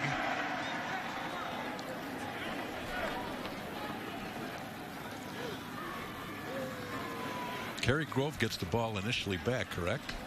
In the second half? Yes, they deferred and kicked. Right, so they gave the ball to East St. Louis to start the game. Boy, everything plays into their hands now. We have a dead ball. Encroachment. Number 5 on the defense. 6th penalty now against East St. Louis. That one only cost them 1.5 yards, but they're still going to kick. Logan Leach with the hold. And Toby Split to make it a 10-point game. Well, he recovered the onside kick and kicks the extra point. What a turnaround this is. 30-20. Cary-Grove on top.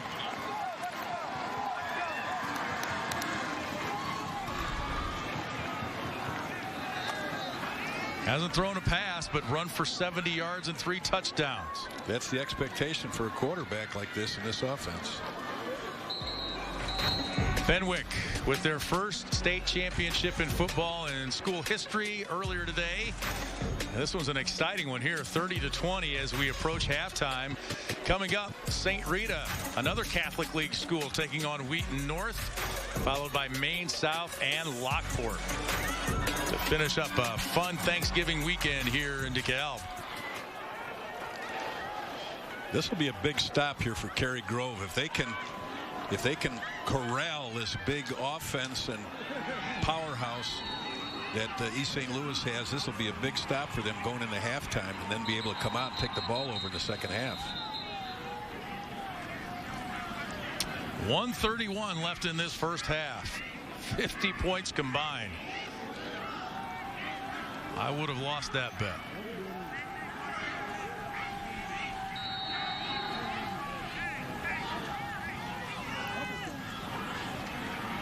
I'm sure there's an awful lot of people in this stadium that would never have believed what the score is at this point. Toby Split to kick. It's a little bouncer to Christopher Bennett. He picks it up at the 23. Still on his feet at the 40.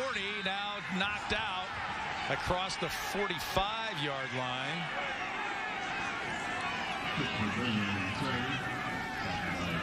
Smart play with that kick. You don't want to give him an opportunity to kick it high where you can get set up a return, but still, you never know. They get their hands on a football, and they got such great athletes. And he didn't kick it anywhere near Luther Burden III either. No. Good field position here with a minute 25 left. They don't need much time.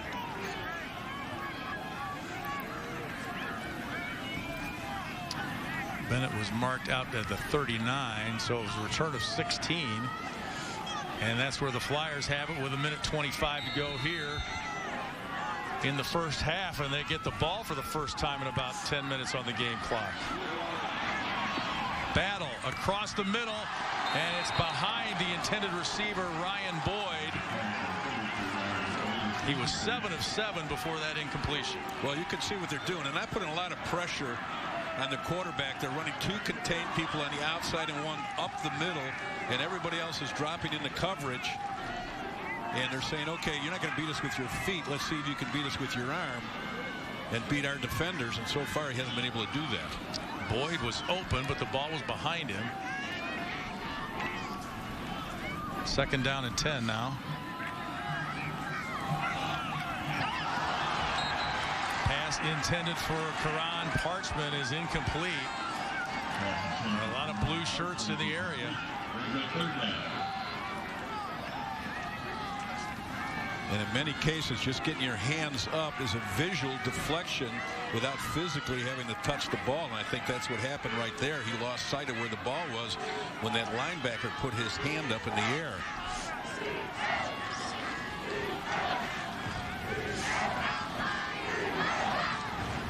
This is just the second third down of the half for the Flyers. 3rd and 10, minute 15 left in the first. Battle out of the pocket, looking for a first down. Gets down to the 46-yard line, and he will be very close to it. Pickup of 10. It is a first down, 1:03 and counting.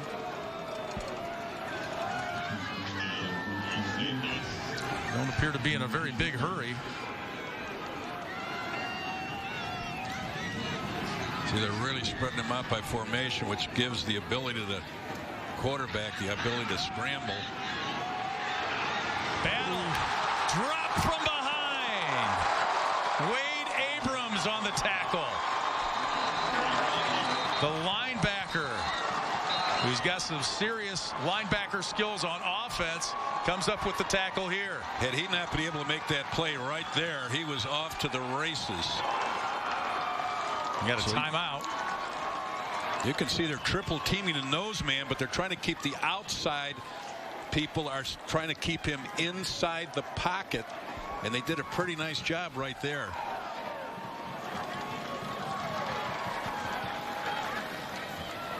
Cary-Grove came into this game with an interesting game plan, both offensively and defensively.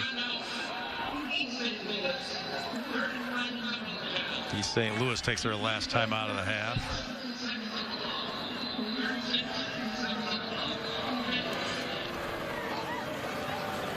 Sometimes defensive game plans are underrated, and in this case it certainly is not, because you know what's going to happen as far as, like, for Cary-Grove, you know what your offense is going to do, so your game plan is not all that intricate.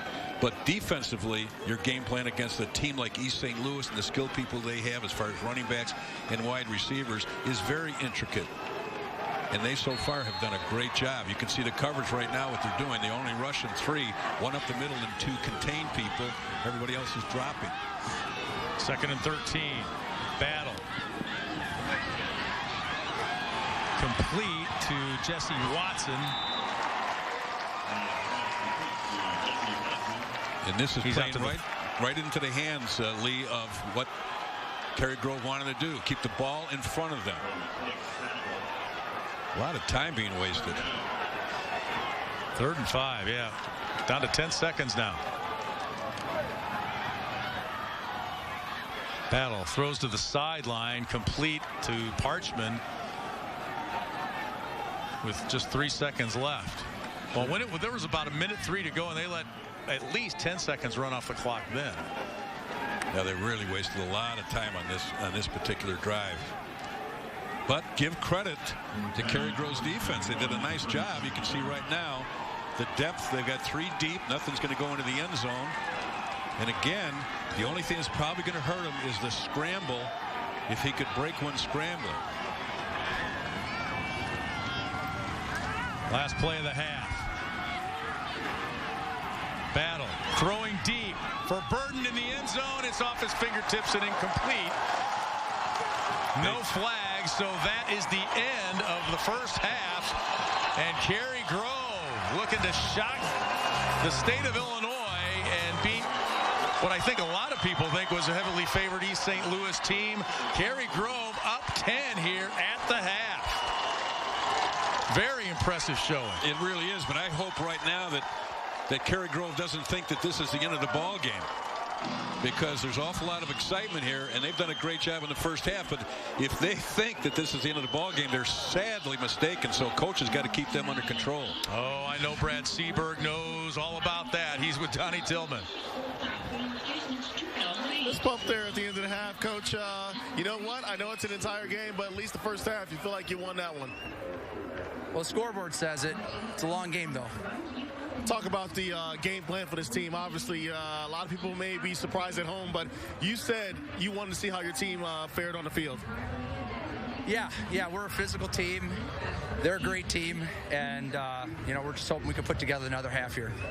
The excitement on your side, your fans, your team. I mean, this team wasn't intimidated. They came here to win a championship today. Without a doubt. All right, Coach, we'll see what you got in the second half, all right? Good luck to you. Thank you. All right. How about that? A 10-point lead going into the locker room. I'll send it back to you. All right, Cary-Grove up 10 on East St. Louis at the half. We will have halftime festivities and more coming up.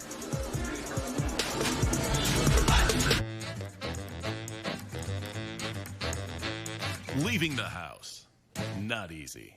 When you need health care that's easy, you need OSF On-Call Urgent Care. When and where you need it, in person or online. OSF On-Call Urgent Care. The innocence of youth. Is there anything any better? But soon they'll be in high school and facing all the same challenges you faced. How to make friends, how to fit in, how to be cool. We want our children to have everything they'll need to live fulfilling and productive lives. Make sure the kids in your family are among the more than 12 million participants in America who take part in high school sports or activities. We're there to serve, make sure we're creating a fair atmosphere for both teams, upholding the integrity of the game. I chose to be an official. It's the best decision I've made. In life, things aren't scripted. Games aren't pre-scripted. You know, I got into officiating because my father was an official. Officiating was part of our family life. It wasn't just the game. Get to be outside, get to experience the game. It's so much more fun. You can get a lot out of it. If you're an athlete, we need people like you and translate those skills to officiating. To help me become not only a better official, but a better person. It happens in every town, in every game. We never have a perfect game, but the rewards always outweigh the negativities. And it's just been wonderful.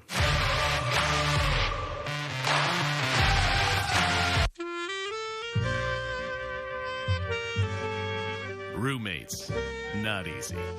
When you need health care that's easy, you need OSF On-Call Urgent Care. In person or online. OSF On-Call Urgent Care. Back here at Husky Stadium in DeKalb, and it is Cary-Grove with the 30-20 lead over East St. Louis. I mean, you look at the seeding, and yeah, you would expect that that's how it goes, but East St. Louis, a much better team than their 4 seed would indicate, and we thought giving the ball to them first might not be the best idea, but boy, it sure worked out for Cary-Grove, didn't it? Well, it really has, and they obviously knew what they needed to do offensively, but the thing that I'm really impressed with is their defense. I mean, when you play up against a team like East St. Louis with all the skilled people that they have and the speed, you know, it makes you real nervous defensively, but they have come up with a great scheme and they've executed extremely well.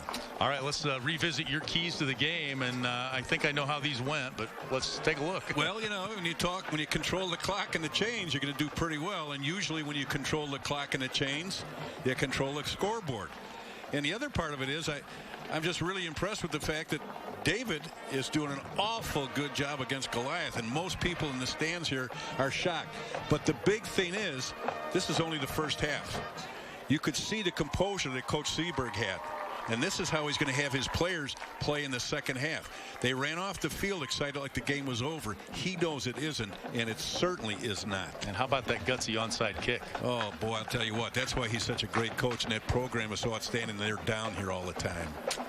All right, that's our gist on things here at the half, and we're going to throw it over to Tony Cornish Jr. Thanks a lot, guys. Certainly appreciate it. What a first half indeed. East St. Louis, a little bit surprised. I was watching them walk off the field as they went into the locker room at the halftime break. Heads down, a little bit dejected, a little bit of snapping among the teammates. Coaches in the locker room probably trying to pull them together. A little bit of a shell shock as far as them coming out and starting fast and having a little bit of a lull and being matched on the football field. Now, that doesn't happen much this season for them. So it's going to take a little bit of adjustment mentally for them to lock in and get back in the this ball game. But Brad Seaberg, you got to tip your hat to his staff over with the Trojans, and they come out a little bit off balance at the start, stay into it, refocus, reload, and look at the scoreboard now, 30-20. The third quarter really going to be a war in the trenches, in my humble opinion, when both teams come back out in the field here at Husky Stadium. It's going to be a really a telling tale of who wants this state championship in 2021 in the Class 6A ranks. Once again, we're going to take a short break here at DeKalb, but we'll come back with more analysis and more updates on games upcoming right here on the IHSA Sports Television Network. Other dealers tell you why to buy from them. At Bob Grimm Chevrolet, we want our customers, like Brittany, to share the day they experienced the Bob Grimm way. Best experience I had buying a car, and I will definitely come back in the future. Make 2021 the year you drive away in a Chevrolet, the Bob Grimm way. Do you see the world the way I do? I'm kind of an artist. I take random things around the house and make them into the most amazing sculptures. Evan, do you know where all the spoons are? At OSF Healthcare Children's Hospital of Illinois, they see the world the way I do. They put kids first with care designed just for me. Builder's Warehouse is home of the one price covers it quartz countertop. Don't be surprised by fees, be surprised by quartz beauty. Quartz countertops. Get it done and get it done right at Builder's Warehouse or start planning at bwpeoria.net.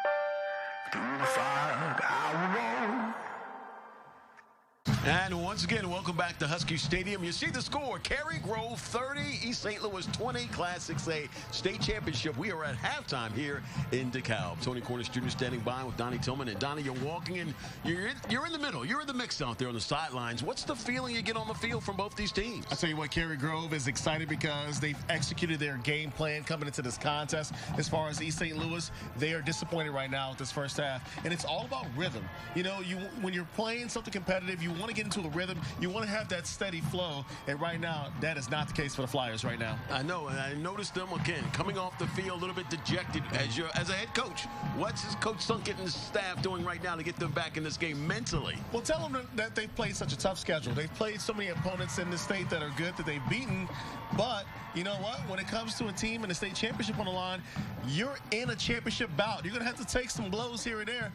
Right now, Cary-Grove's throwing left and right, and East St. Louis doesn't know how to act when it comes to that. Give a lot of credit to the Trojans. Again, they took a tough blow to start the game, but they stayed in it, and now they lead by 10. Let's take a look at the Menards game summary for right now. You see the first downs. We're dead even practically. Cary-Grove leading by 1, 14-13. Rushing yards, Trojans, big lead there, 253 to 127. Passing yards, no big surprise. East St. Louis loves to throw the pigskin. Yes, they do, but I will say this, Tony, if it came to bouts and you were, awarding this by rounds, Cary-Grove won the first and the second round right now. We'll see how East St. Louis bounces back in the third and fourth. Total yards were dead even. Third down conversions just about even. 2 for 3 for, of course, East St. Louis, and 2 for 4 for Cary-Grove. Time of possession, no surprise after that onside kick. 14-48, Cary-Grove in front there. What about that onside kick? Pretty gutsy call in the second quarter. You know what? Caught East St. Louis off guard, and they weren't able to get the ball, and it's all about possessions. The Flyers need possessions to score points, and Cary-Grove is taking, their best weapon away from them. Yeah, East St. Louis very undisciplined, too. A lot of the play on the field. Costly penalties. You have to talk about that in a locker room at halftime. Oh, definitely, especially for a team that talented. You mentioned all those guys that are going to play at the next level. They'll be playing on Saturdays at some point. You know what? they have to be able to execute and be mentally focused when it comes to the second half. Well, we will see how they come out in that second half in just a few moments. Right now, time for a short break.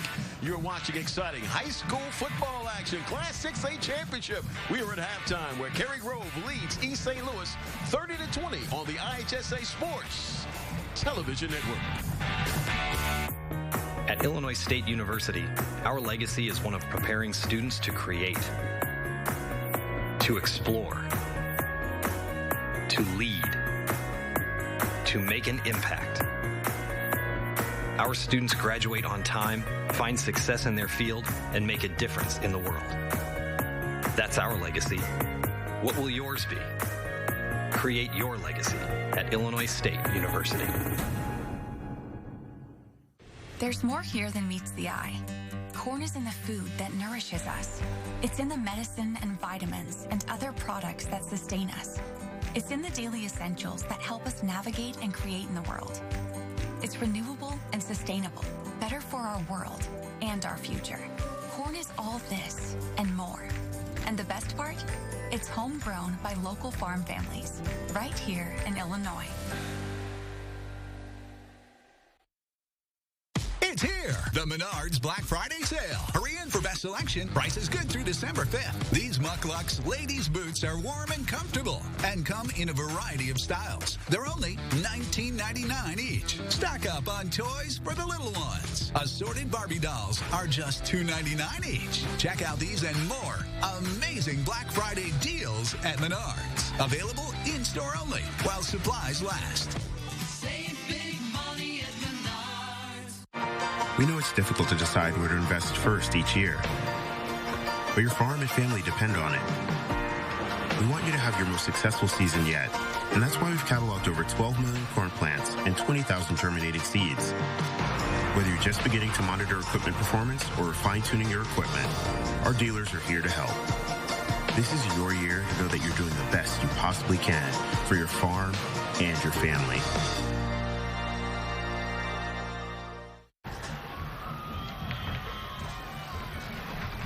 And once again, welcome back to Husky Stadium. Again, Class 6A state championship game. We're at halftime. Cary-Grove, the Trojans leading by 10 against East St. Louis. Very exciting matchup to be sure. A lot of fans in the stands, and the weather gods are cooperating too, as we have improved greatly here in DeKalb with the weather conditions here, and we are so happy about that. Big crowd on hand. Let's check out first half highlights here. East St. Louis, Luther Burden III opening up with a big touchdown catch and run here. 21st touchdown of the season for that young man who's a Mizzou commit. He's exciting to watch. But Jamison Sheehan has answered back for Cedar Grove, big quarterback. 6'3" senior gets into the end zone. They tied the game up at 8 after a 2-point conversion. Then Tyran Martin, the young freshman, touchdown run here for East St. Louis.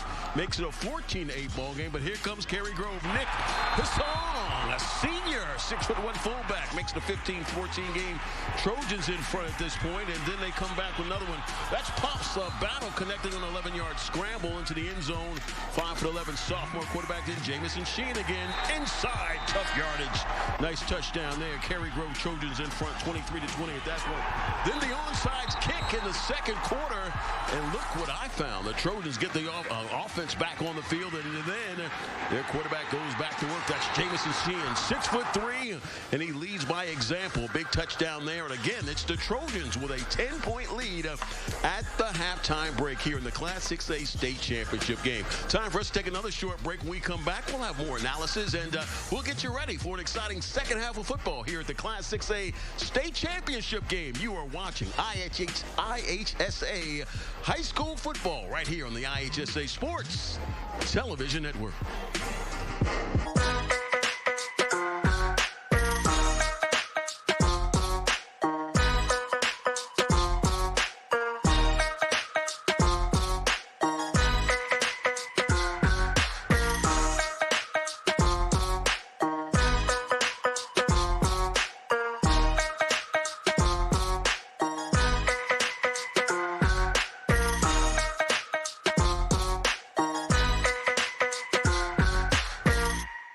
Together, we made it through one of the most challenging years in our lives.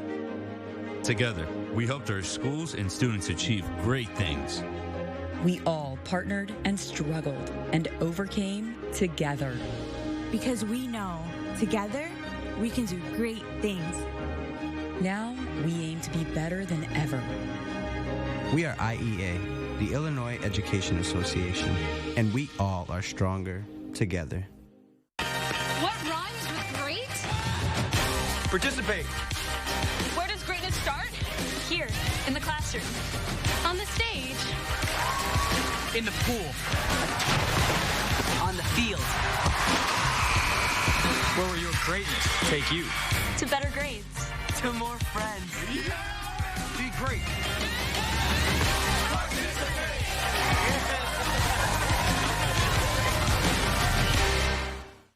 This broadcast is copyrighted by the IHSA, the NFHS Network, and Gray Media Group Incorporated. Any other use of this broadcast or internet stream without the express written consent of the IHSA, the NFHS Network, and Gray Media Group Incorporated is strictly prohibited. Back at a sun-drenched Husky Stadium for our 6A state championship game. And it's number 1 seed Cary-Grove with the 10-point lead over East St. Louis, 30-20. We are just moments away from our second half kickoff. Lee Hall and Jack McInerney back with you up in the booth for our second half action. You can see the Flyers stretching out, trying to come up with some answers for that Cary-Grove offense and defense. Well, you're right. That's been the key, no doubt about it. They've been able to stifle the speed and electricity that East St. Louis has, and that's been a factor. We knew basically what Cary-Grove could do, but it wasn't so much what they could stop East St. Louis doing. Let's go downstairs to Johnny Tillman.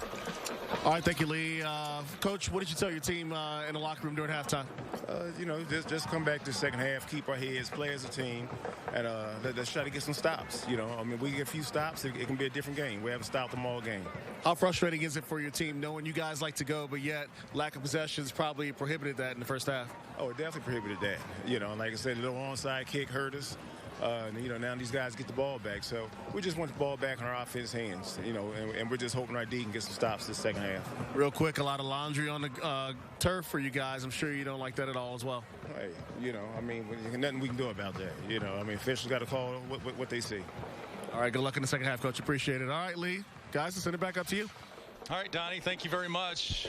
Very balanced East St. Louis attack in that first half, 127 yards rushing and 126 through the air, 253 the total. And Cary-Grove with 253 total yards as well. All on the ground, of course.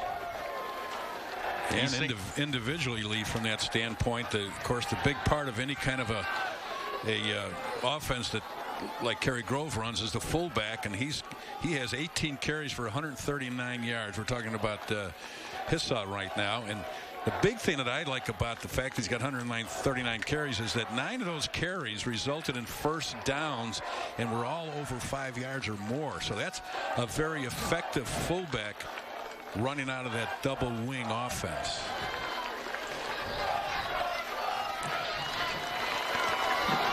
Jamison Sheehan has done a good job too as the quarterback, acting kind of as that secondary running back as well. You're exactly right. And in some cases, if you have a quarterback that is not a real intelligent or a kid that's not real quick to see things, you basically have to tell him, we want it to look like the option, but it's not. Give it to the fullback. But when you got a guy like Sheehan, he can actually read it. If that tackle or defensive end, depending on if you're running inside or outside, is coming down, he has the ability to be able to pull the ball and get outside. And that's the kind of quarterback he is and what he's done exactly for Cary-Grove. Well, 7 players on the Cary-Grove team have a GPA of 4 or better, so that intelligence is not limited to just a quarterback. And of course, the backfield's done a great job talking about Sheehan and IHSA, but that offensive line has really been good too. Petko and Katsonas and Sharkey and Kasperi and Nikopol's done a nice job. Key is, can they do it in the second half? Burden with the kickoff, fielded at the 7-yard line by Colin DeSmet. takes it out to the 25. Return of 18. And Cary-Grove will start from their own 25, leading here by 10.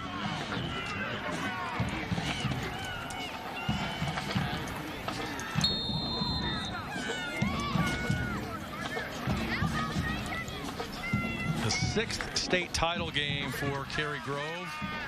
The 4th under Coach Seaberg. They are state champs in 09 and again in 2018 when they beat Creek Monet. Give is to Hisson. He gets a couple.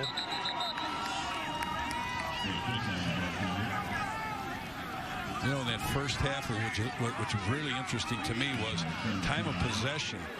Cary-Grove controlled the ball for 14.5 minutes, almost 15 minutes, whereas possession time for East St. Louis was only 9 minutes.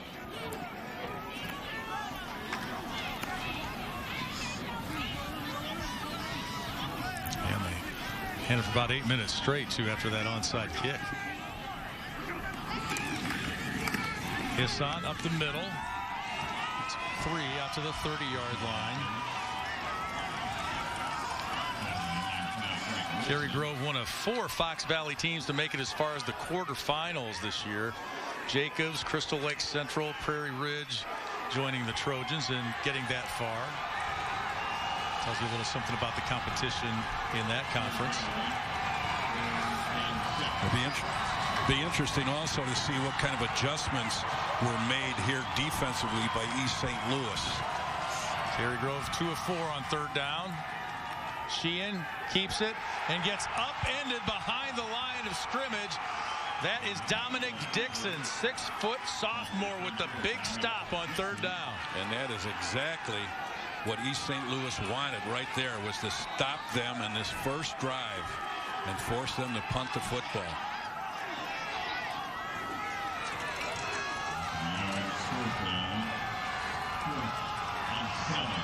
Fourth and 7.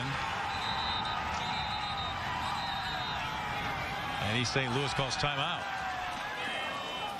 Cary-Grove looking as if they were going to go for it on 4th and 7 from the 28-yard line. I don't know if they were just trying to get better position by trying to draw them off and take the penalty or take a timeout, but it's a little confusing here because Cary-Grove right now looks somewhat confused. There's a lot of looking around down there. Meet the families that make up 96% of Illinois farms and learn how Illinois runs on homegrown corn at www.watchusgrow.org. Played almost 2 minutes here in the 3rd quarter of our 6A state championship game. Hope you're enjoying wherever you're joining us from. 30-20, the Cary-Grove lead. East St. Louis scored to lead things off, and it's been back and forth. Wow. And they are going to go for it, it appears. No.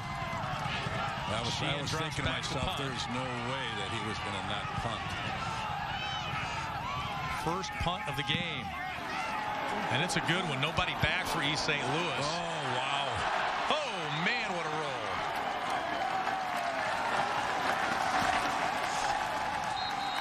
62-yard punt with the roll.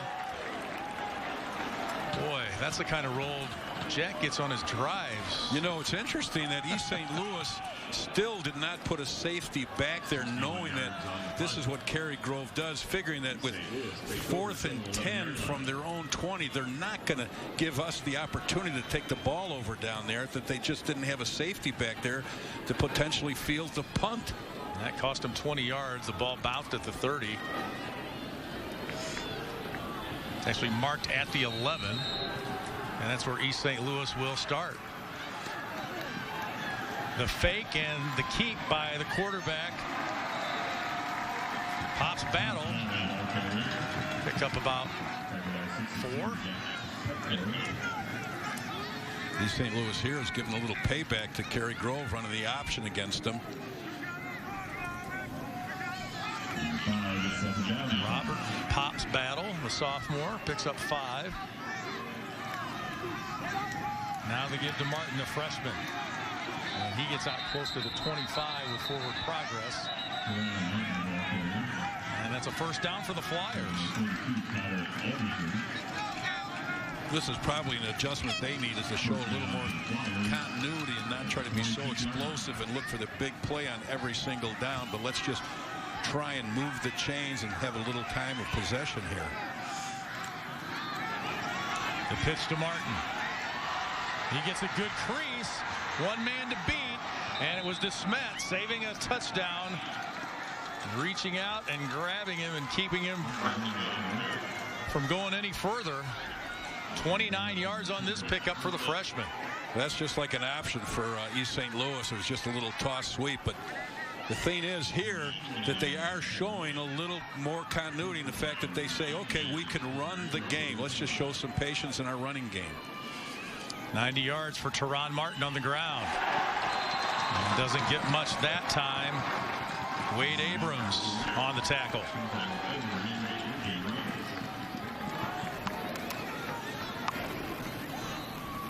See everybody blocking down. That's just a huge hole right there. He just didn't get to it.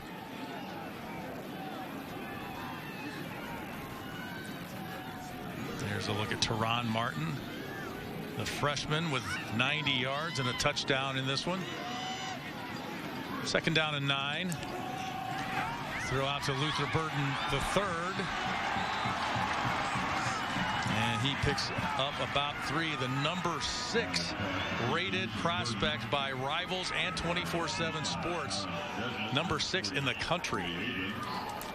Well, that's the exact same play that they scored on in the very first quarter on their first or second play of the year. To them, it's just a toss sweep. Get it out on the edge and let that athlete make something happen and force your defender to make an open field tackle against my best offensive player. Just his third catch. It's third down now and 6 for the Flyers. 4 receivers to the far side. And it's complete. Ryan Boyd with the catch. Burton was right behind him. It is a first down. He just comes right over the middle, comes in, fills in where the linebacker was.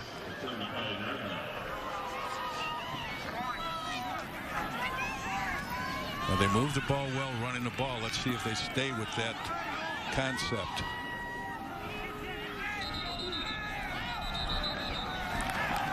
False start on the Flyers. That's their 7th penalty. Close to 60 yards in penalty yards for the Flyers.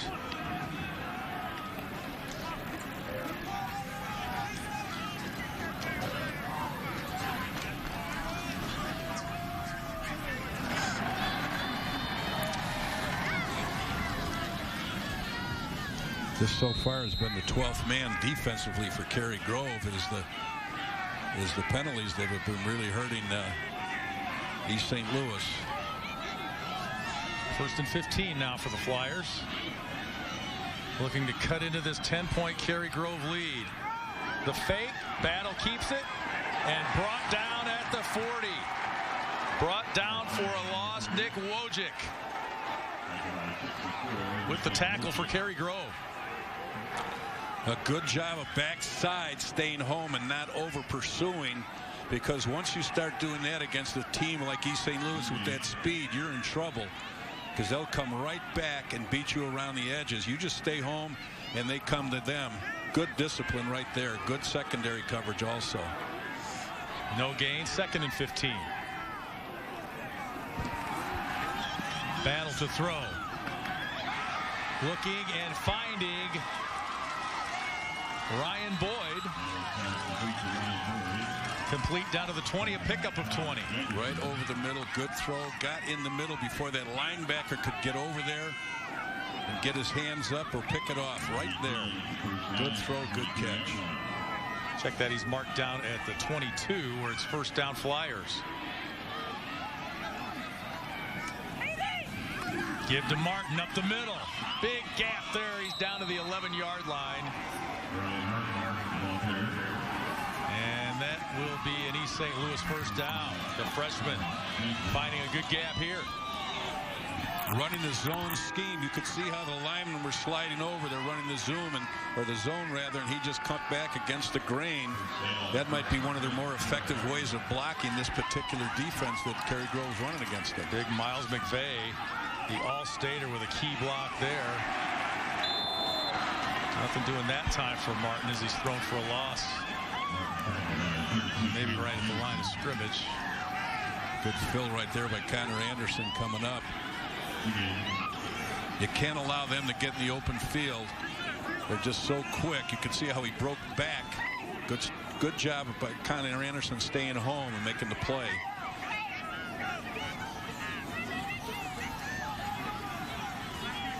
This is an unusual drive for East St. Louis. I don't think they usually have drives that last 11 plays. We saw how explosive they could be on that first drive. Took all of 2 plays in 20 seconds. The throw for Burden, and he brings it down for the touchdown. Luther Burden the third, the 12-yard touchdown catch. That's his 22nd touchdown of the year. Oh, what a grab. What a grab. And look at the vertical on him getting up there. Just a great play right there by an outstanding receiver using his hands. You can see why so many schools were after him. And he's on his way to the University of Missouri. 6'2", 190, and he used all that reach to get that one. Flyers go for 2. Battle keeps it, and it's good. It's a 2-point game. Pops Battle, the touchdown pass and the conversion. And the Flyers are back within 2 after this strike to Luther Burden the third.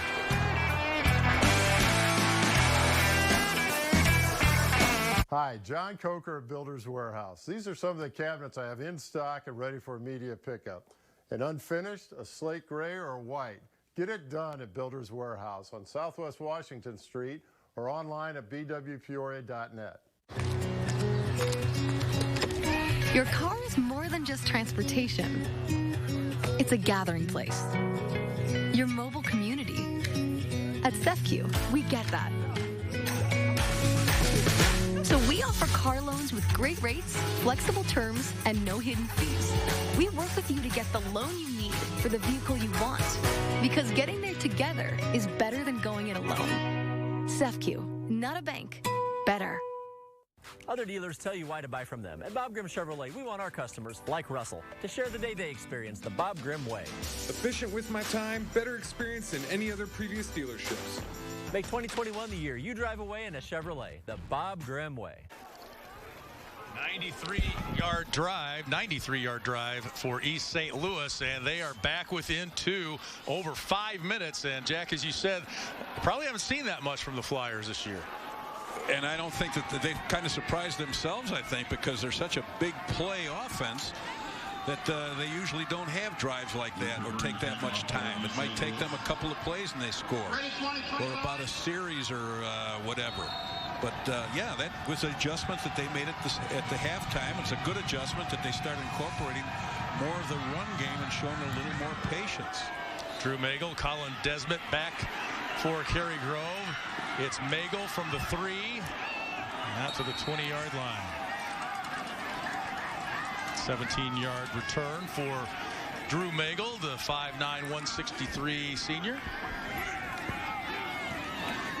And now can the Trojans answer that lengthy drive of the Flyers here, leading by 2. And again, with this kind of an offense, first down is crucial. Can you get 4 yards on first down? Because you don't throw the ball, so if you get behind the chains, you're in trouble. Give to Hisson. He picks up about 2.5.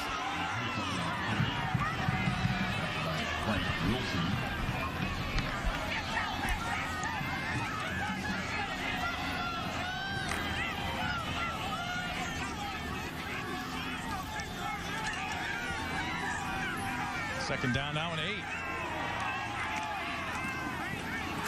Sheehan, the fake, keeps it, out to the 27-yard line. They'll bring up 3rd and 3. Good job of closing down. You can see St. Louis, who's got the fullback, is doing a nice job closing that down. So they made some adjustments also defensively. This is a big play for Cary-Grove right here. They know what they have to do. They have got to control the ball, the clock, and the chains to have any chance of winning this ball game. Crowd on both sides on their feet. 3rd and 3. Sheehan faked the handoff, keeps it. He's got the first down and more. Out to the 36-yard line, a pickup of 9 for Jamison Sheehan. Brad Seberg says he's got breakaway speed, and he can also run right over you. Well, there's a perfect example of running right over you, because he pulled the ball after they had given it to Nick Hisson on 3 consecutive plays, and then they just closed down right there in the fullback, and he pulls it out and shows you why at 190 pounds he's got some power. That's exactly what they need to do, but some great blocking also after the play by the blocking backs. Wade Abrams did a really nice job there. 14 carries, 83 yards. First pass attempt of the game was intended for Abrams. It's incomplete. The first pass attempt of the game for Jamison Sheehan.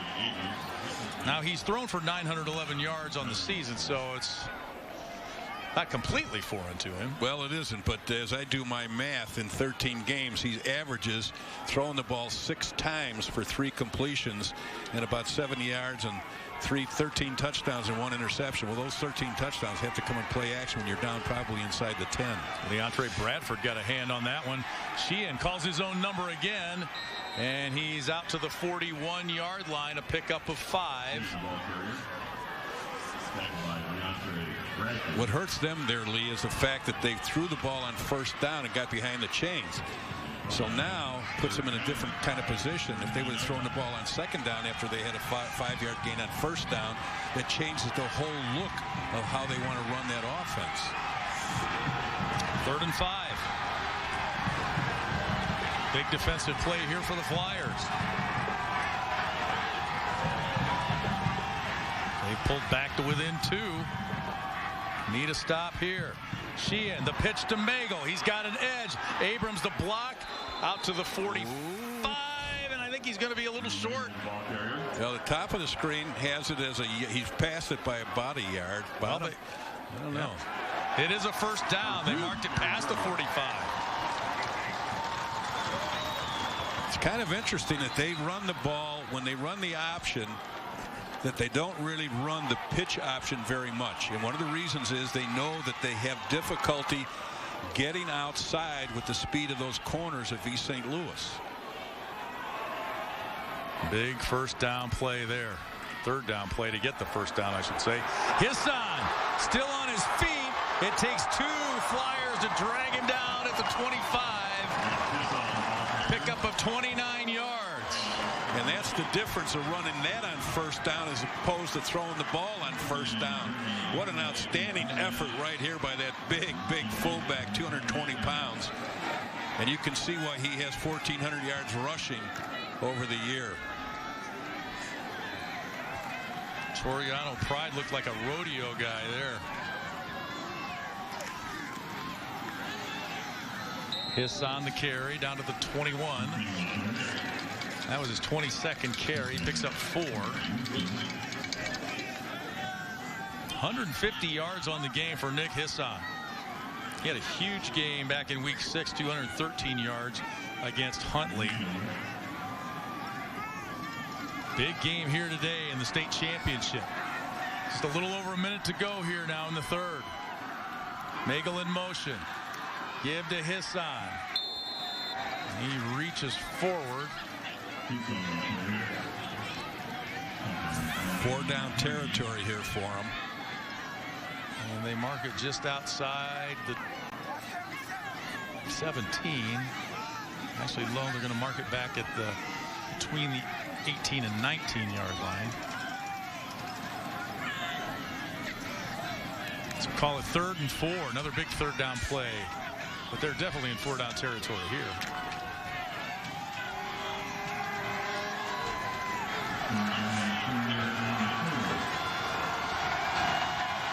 Jamison Sheehan under center.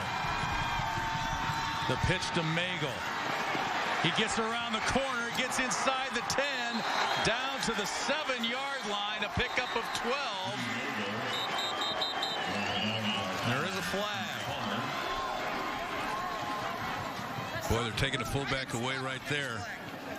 First down for Cary-Grove. It's first and goal. This flag can really hurt.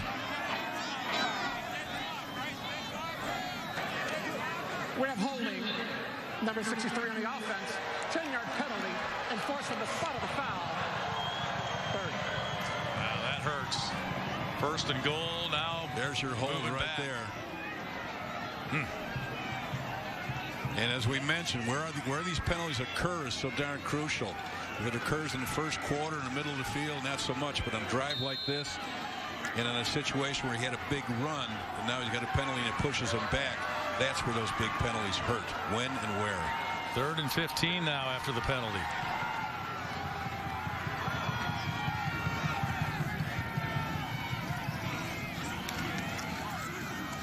The pitch to Magel again. And he's bulldogged down at the 23. Antoine JoJo Hayden on the tackle, the middle linebacker. Headed to Duquesne.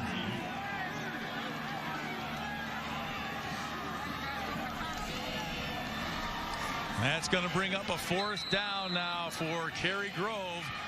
And that's how we will start the 4th quarter. Big defensive play there for East St. Louis. They trail by 2 and looking to get the ball back.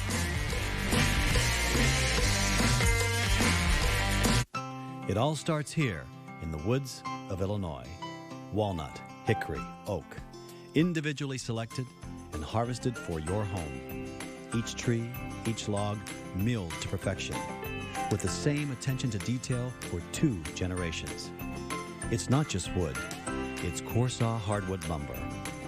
Grown in Illinois, made in Illinois. Corsaw hardwood lumber, just west of Canton, on Route 9.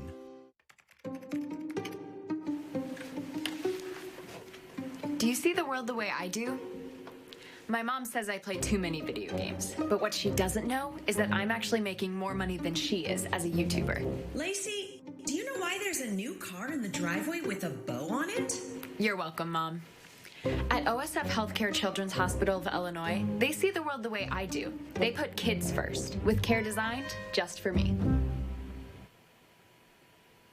Great careers begin with Nika in the IBEW. Nika in the IBEW's 23,000 square foot training facility gives you real-world practical experience. Earn as you learn as an electrical apprentice. You'll receive both the classroom and the hands-on training you need to succeed. My education is being paid for, and I'll have 0 college debt. Healthcare, a great pension. You really can't do better than working in the electrical trades. Make this the last job application you will ever need to fill out. Apply now for the electrical apprenticeship. Nika and IBEW Local 34. The IHSA, committed to keeping student-athletes safe. Through educational initiatives and national partnerships, we're going the distance to develop safer protocols for our teams. Plus, we continue to improve scheduling and conditioning to reduce injuries from preseason through each state championship. 31 sports, 350,000 student-athletes, and one goal, player safety. The IHSA, the future plays here. The sun hanging on to the final moments of this cold November day here in DeKalb. 30-28, Cary-Grove leads. They are 4th and 15 and would appear they're going to go for it. Sheehan back to throw. Just his second pass attempt of the game is complete for the first down. It'll be 1st and goal at the 5. The completion to Noah Riley, the tight end, his 33rd catch of the year. Couldn't have come at a bigger moment for Cary-Grove. And what's so ironic about this is, with that kind of yardage, you almost think that St. Louis had to say, look, they're going to throw the ball. They're just going to throw the ball, so let's play some pass defense. And it didn't happen, but good execution, big first down. Wow, what a big first down. Sheehan is a baseball pitcher, and that was a steer right there. As Hisson right up the middle for the touchdown, 9 yards. And Cary-Grove just when it looked like things might be dire, gets into the end zone and goes back up 8, pending the extra point here. His son just really explodes up inside, but again, you can see the offensive line did a terrific job right there. Sharkey and Kasperi on that right side, and Petco, Katsanoas, and Nekopoulos did a great job.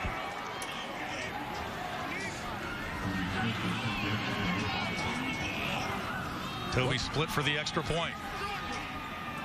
Snap is good, hold is good, and so is the kick. 37-28 after a big pass play. Cary-Grove goes on top by 9.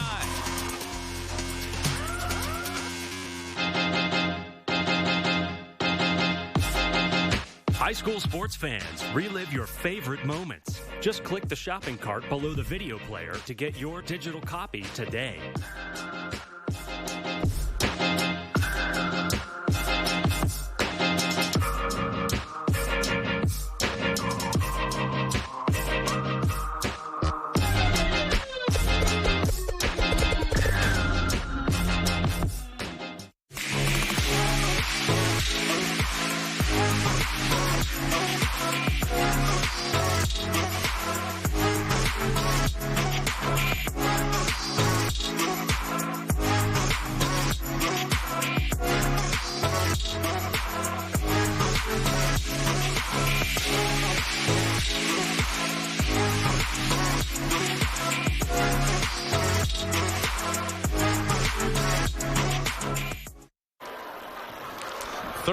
.28. What a turn of events for Cary-Grove. They were 4th and 17, converted with a 23-yard pass play. The first completion of the day, just the second pass attempt for the Trojans, and they cap off a 12-play, 80-yard drive, 4:52, just when it looked like East St. Louis is going to get the ball back within, and they were within 2 points. Cary-Grove comes through with the biggest play of the year for them. They are 2 of 2 now on 4th down. Well, that's what it takes to win state championships. And we were talking at the break about pins and needles, talking about when Cary-Grove was running the football, you're expecting 4 yards, 5 yards, and you're just sitting there calmly. But when East St. Louis has the football, you're on pins and needles because you think something like this can happen. Luther Burden Jr. from the 20 takes it to the house, and the Flyers get back within 3. Oh my goodness, Luther Burden was standing outside the hash on the near side of the field, came all the way over because they were kicking away from him, takes it 80 yards. Well, a couple of poor jobs at tackling right there. The 2 or 3 people had shots at him, but you're not going to bring him down with arm tackles. But we just got through saying the Cary-Grove fans are in pins and needles every time East St. Louis has the football because of the explosiveness and the potential of their offense and their special teams. What a perfect example right there. He ran a punt back last week, 75 yards against Crete-Monee. 21 career punt return touchdowns coming into today. That includes his 3 years at Cardinal Ritter High School over in St. Louis. He transferred to East St. Louis in January, and boy, what a monster play there. They're going for 2 to get within 1 here. Give us to Martin, the freshman, and he makes it a 1-point game.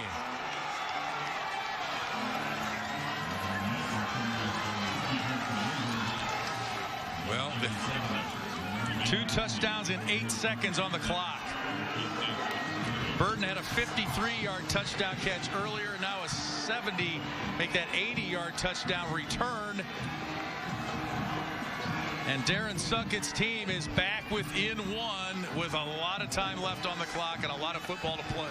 Well, that's why it's so interesting when we talk about the complete differences in the 2 teams. One is so explosive, they don't need a lot of time. The other team, more methodical, needs time. But you can see why they don't need any time right here. When you have a young man that can take back kicks and punts and catches passes for touchdowns. Just a great athlete. And Missouri's got a good one.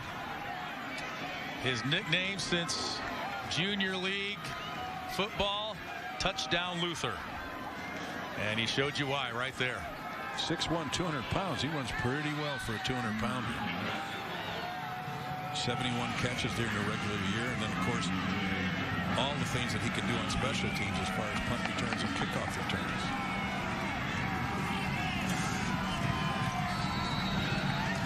So 4 catches for Burton reception-wise of passes. And now a touchdown return. As Cary-Grove will start from the 30.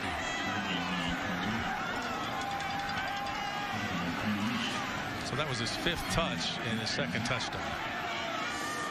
And Coach Sunkett said earlier this week that he scores every 3 times he touches the ball. Well, every 2.5 now. A little better today. Living up to expectations. Now how will Cary-Grove answer? Their lead trimmed to 1. First down here is important. Hisson gets a big gain for Cary-Grove on first down.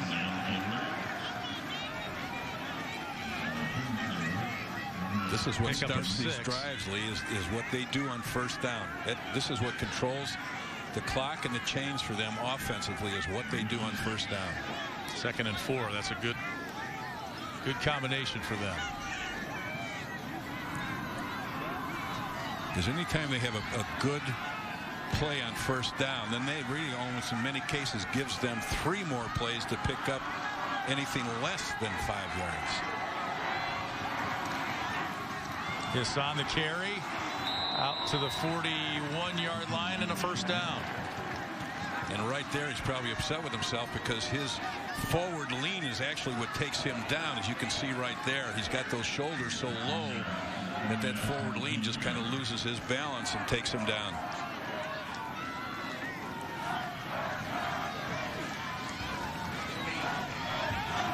If my math is right, that's about his 10th first down carry of the game. They're probably looking up at the clock and saying, can we keep it for 10 minutes? No kidding. 10 minutes and 20 seconds because they don't want to give it back at all. This not much there. Frank Wilson in on the tackle.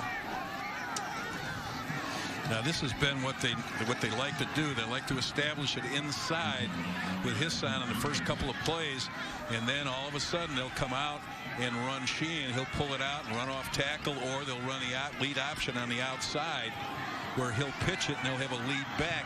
That's to change it to this. But one of the problems doing that is they really don't spread out the formation, so the corners are sitting out there and can come up on the pitch. 50th play from scrimmage for the Trojans. Hisson out to the 47-yard line. Now this is over their average because usually they average about 43 plays a game for 422 yards. And for a running team, that averages out to about 9.8 yards per play, which is pretty darn good. Here's a look at the numbers for Nicholas Hisson today. 3rd and a long 4 for the Trojans. Trying to hang on to this 1-point lead. The fake to Hisson, the pitch to Magel. He shakes a tackle and gets the first down. How close was that? 8 yards for Drew Magel, the burner. What a great job, though, by Sheehan. Closing down, and by the fakes, as long as he holds it to the fullback, that inside linebacker has to stay home and then try and scrape off the edge, and that's just all they needed to pick up that first down. Sheehan just does a nice job with this option as far as the ride with the fullback. And how about the block by number 40, Wade Abrams? He's led the way for Magel on those plays. Here's Hisson now. The ankle tackle by Marquise Palmer.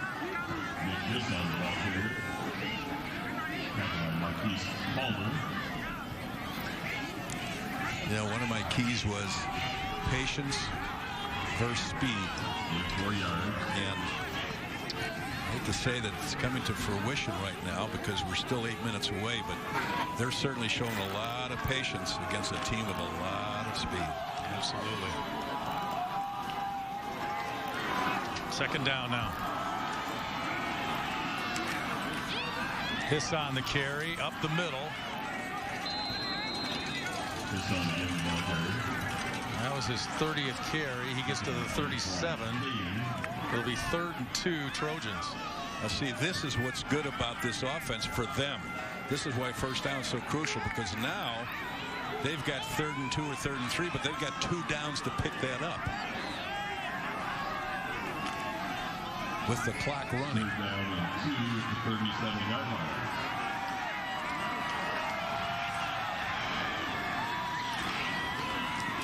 Sheehan kept it. He gets down to the 32 for the Trojans' first down.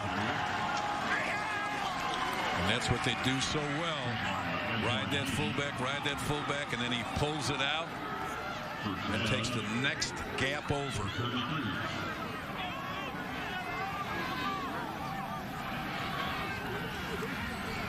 Don't spend a lot of time calling plays over there because there's not a lot of intricacy. Under 7 minutes to play now. Basically intricacy. Look at the splits by those offensive linemen. See, that's where the gaps are, where the running lanes are for IHSA. Nagel in motion to give us the IHSA. Oh, and he slid down. Oh, is he hurt? It looks like it, yes. He looked almost like a quarterback going into a slide. He's okay. Ooh, boy. Heart in the throat moment for Cary-Grove fans. He just prior to that cut, look at him grab his knee, but he gets up and walks back to the huddle. Looked like he was okay. At first, I thought he was trying to conserve and keep the clock running rather than score. But that's a good point. Yeah, I don't think that was the case, though. I don't think so either.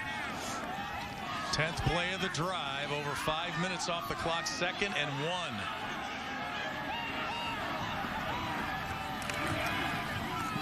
Sheehan fakes and keeps it himself down to the 20. First down, Trojans. IHSA is limping going in there. You can see him right there limping.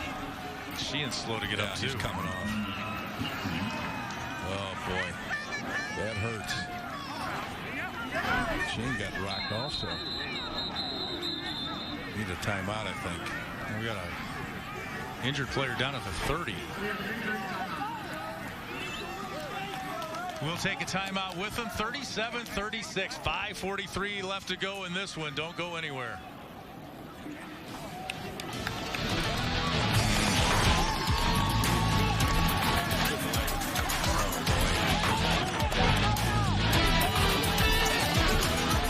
There's more here than meets the eye. Corn is in the food that nourishes us. It's in the medicine and vitamins and other products that sustain us.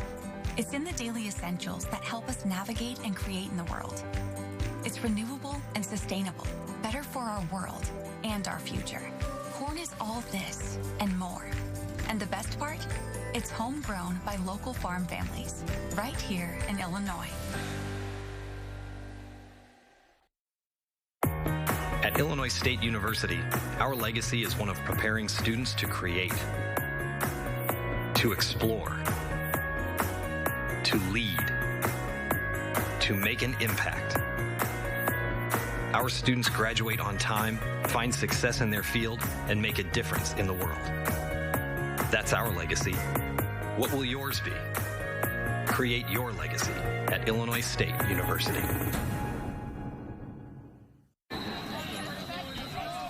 Lee Hall, Jack McInerney back with you high above Husky Stadium. 37-36. Cary-Grove leading East St. Louis. Crucial injuries at a very crucial time in this ball game. Yeah, Nick IHSA came limping off, and he is not out there. Colin Desmond is the backup fullback. 1st and 10. Desmond gets the carry.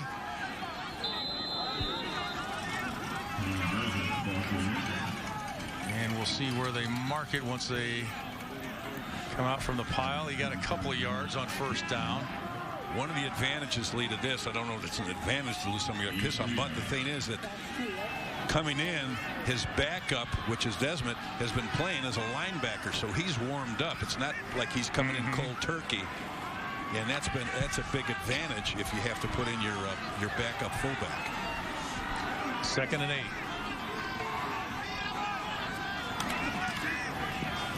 Sheehan keeps it himself.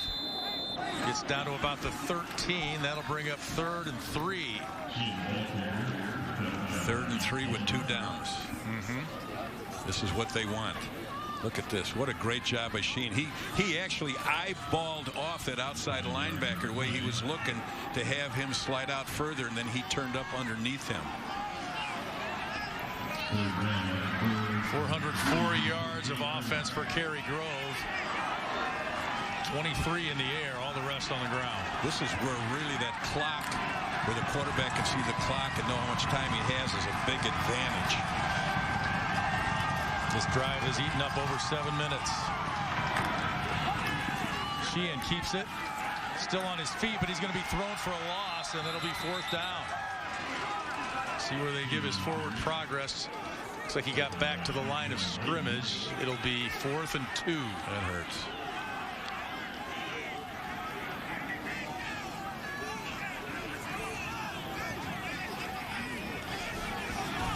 Big play right here.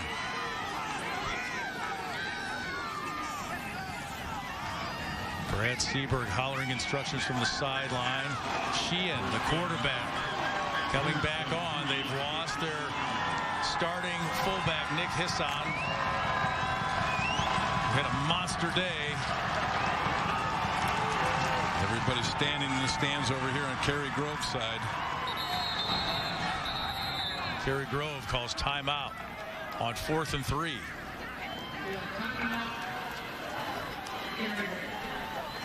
And he wound the clock down enough to take a little climb off the clock there. So big decision right here.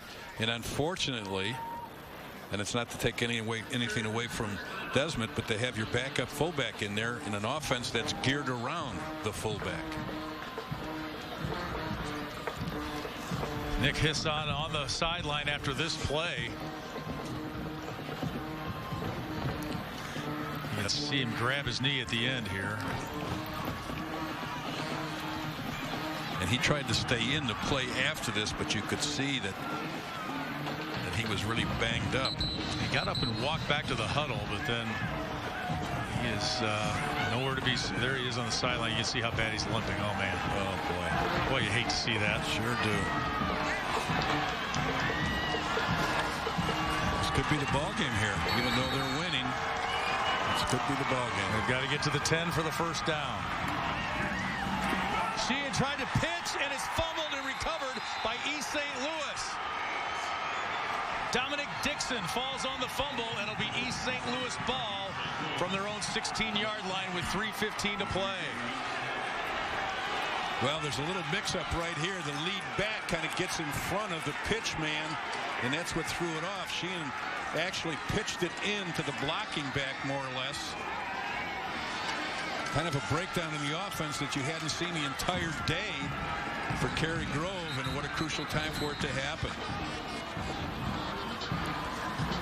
So all Sheehan could do was helplessly watch as it was recovered by East St. Louis.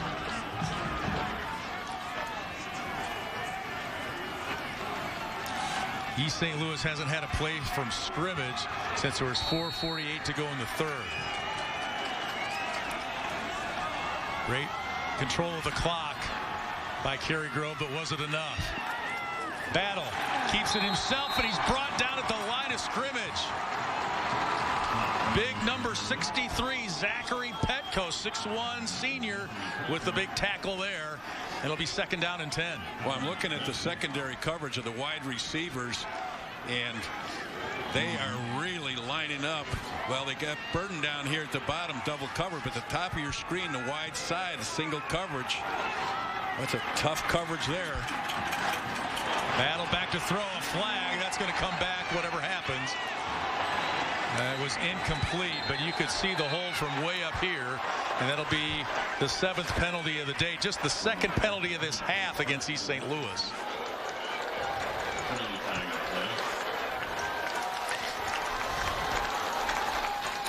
Penalties. Where do they happen? When did they happen? You can't emphasize that enough sometimes, the players. There's the hold right there. And the takedown. And yeah, do you take the penalty and leave it at second down? Or do you decline it and make it third down? I'd decline it. Number 77 in offense. Penalty is refused. Third down. I could see that. Okay, big plays right here. Tell us why he didn't take it. Well, because he wants the yard. He can see what right now he wants to put pressure on him, and he can drop the linebackers further off than he had before, so he didn't have to worry about a big scramble. He can let him scramble underneath, but you can see now they're in 3 deep coverage, kind of playing a zone. Trips receivers to the now left. They got to change up a little bit. Martin goes in motion. Screen little flare over the middle to Burden. He's got Burner's speed. Now he's going the wrong way. Well, there's and a little clip block right in the there. back. It doesn't matter what Burden does now as he gets pile driven out of bounds by Richard Moser. But that penalty back there, you could see it, a block in the back. Another penalty against East St. Louis. You decline this one, it's 4th down. Is that right? Well, here's what happened. Look, you see he bounces back. He comes too flat down the line of scrimmage. There's your clip right there. You know, it's tough. It's tough for a player whenever there's somebody scrambling and running in the backfield. It's really tough for the offensive lineman. They're trying to make an effort, and it just came up at the wrong time right there. Third out.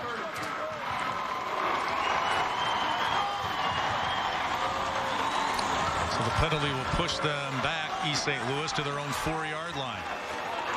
Luther Burton trying to make something happen there. They've got a lot of field to work with when you spread out these athletes.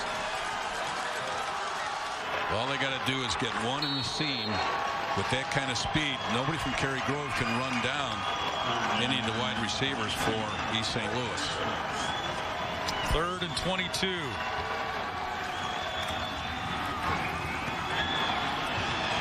Battle, scrambling. And he gets to the 20. He's going to be 6 yards short of the first down. And of course, East St. Louis will go for it here with time winding down as we approach the 2-minute mark. That's about 10 more yards than they wanted him to get on that particular play. 4th and 6. They're only rushing 3, which is tough to contain a quarterback with that kind of athleticism and quickness. The Cary-Grove fans making some noise on their feet, urging on this defense that's played pretty well against East St. Louis today. They've given up 36 points but stayed right in this game.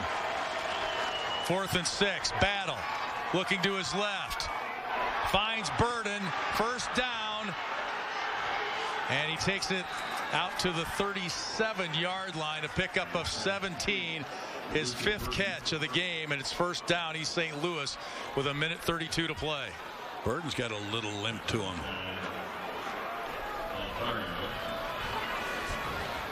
This is his 3rd title game in his career. He played in the state basketball championship for Cardinal Ritter. A little mix-up here in formations and personnel. Played in the football championship for Ritter, too.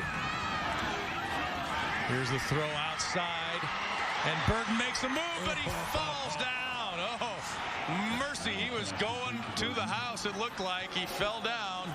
Pickup of 20. And there's way too much time on this clock for Cary-Grove's liking. Minute, and it's running now. It's a minute to play. Great job of catches, blocking. 108 yards. Both teams with 2 timeouts. 1st and 10 from the 44. Battle back to throw. There is a flag down. Looking. Plenty of time. He finds Boyd, who gets out of bounds, but there is a flag. Flag on the near side. You can see they're only rushing 3, but right there, that number 63's got to keep contained. He does not need to come to the inside number of the offensive lineman. He's got to stay on the outside shoulder so he can't break contain. It's a big call here with 39 seconds to play. The flag was back at the line of scrimmage. Looks like it's against East St. Louis. We have a legal shift. Number 10 on the offense.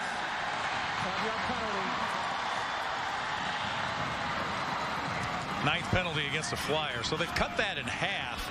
But a big one here in a key situation with 39 seconds left. And Cary-Grove clinging to a 1-point lead. And that clock cannot run fast enough for the Trojans. Well, right here, it's those 3 down linemen right there that you can see that are going to make a difference. 1st and 15. Pump fake to the flat to Burton. Now Battle brought down, throws it. He throws it right into the arms of Colin Desmond. Colin Desmond with the interception. Cary-Grove with the defensive stand, and look at their sideline. We might have seen the biggest upset in the history of this state tournament. 47 years, I think, and this is absolutely unbelievable. A huge turnover, 28 seconds left. Cary-Grove trying to hang on and win a state championship.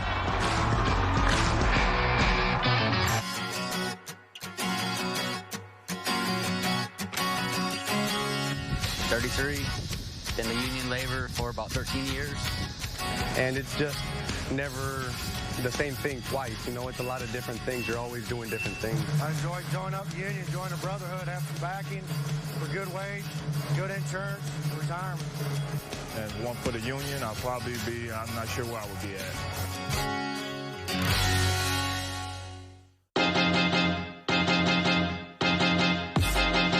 High school sports fans, relive your favorite moments. Just click the shopping cart below the video player to get your digital copy today.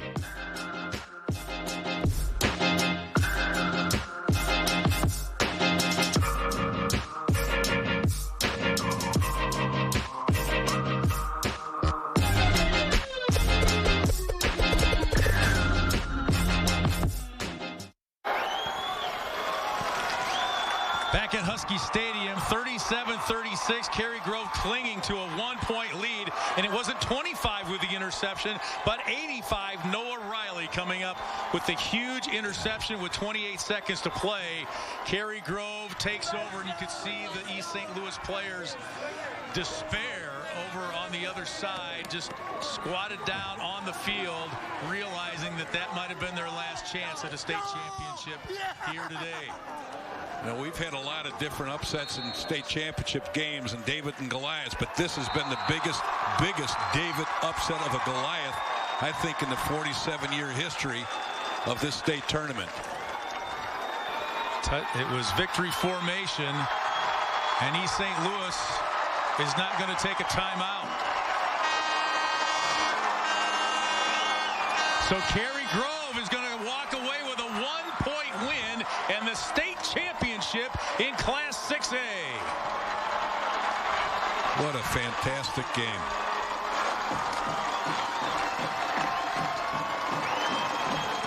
East St. Louis denied back-to-back state championships, and well, you can see the players over there. They're just kind of in a state of disbelief standing on the field. They were driving to get the win and turned it over. Battle trying to make something happen and avoid the sack, and unfortunately for the Flyers, threw it into the arms of Noah Riley. And just a disappointing game for East St. Louis that, for the most part, in the beginning of the year, people talked about they had to go out of the state to get any kind of competition for their schedule, and really that was the case. And then all of a sudden they come to the state championship weekend, and here comes Cary-Grove from the Fox Valley Conference, and with their ball control, let's control the clock, let's control the chains, and all of a sudden they also controlled the scoreboard. Wow. Plus 11 in takeaways coming into the game, and a big one in the final minute for Cary-Grove. Our Lyuna player of the game is Nick Hisson. 31 carries, 195 yards, 2 touchdowns. He had to come out of the game late with an injury, but boy, oh boy, he carried the load today for Cary-Grove as they run the table, finishing 14-0 and winning their second state championship since 2018. Take a look at the day for Nick Hisson.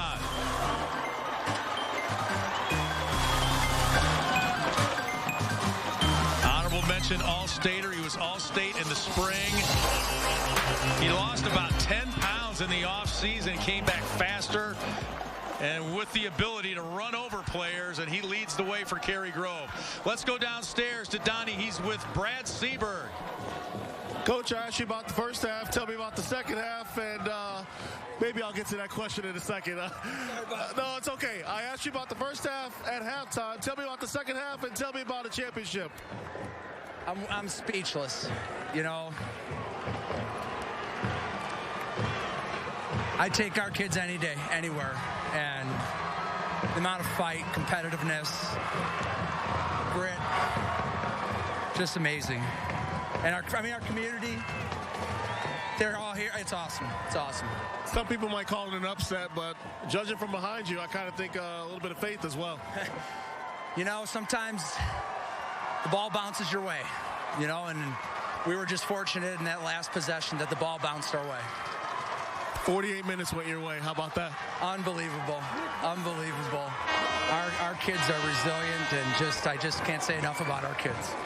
Well, you know what? I'm sure you have plenty of comments to talk about later on, but congratulations on the state championship, Coach. Oh, my God. Thank you. Thank you. All right, Lee, take it away. Thanks, Donnie. What a job by Brad Seaberg and his staff to go toe-to-toe with East St. Louis and come away with a 1-point victory. A big turnover here gave East St. Louis a chance. But when the chips were down, Cary-Grove gets it right back. I'm not so sure that he wasn't down when he let go of that, but Noah Riley comes up with it, and the Cary-Grove Trojans hang on for the 1-point win. We know it's difficult to decide where to invest first each year, but your farm and family depend on it. We want you to have your most successful season yet, and that's why we've cataloged over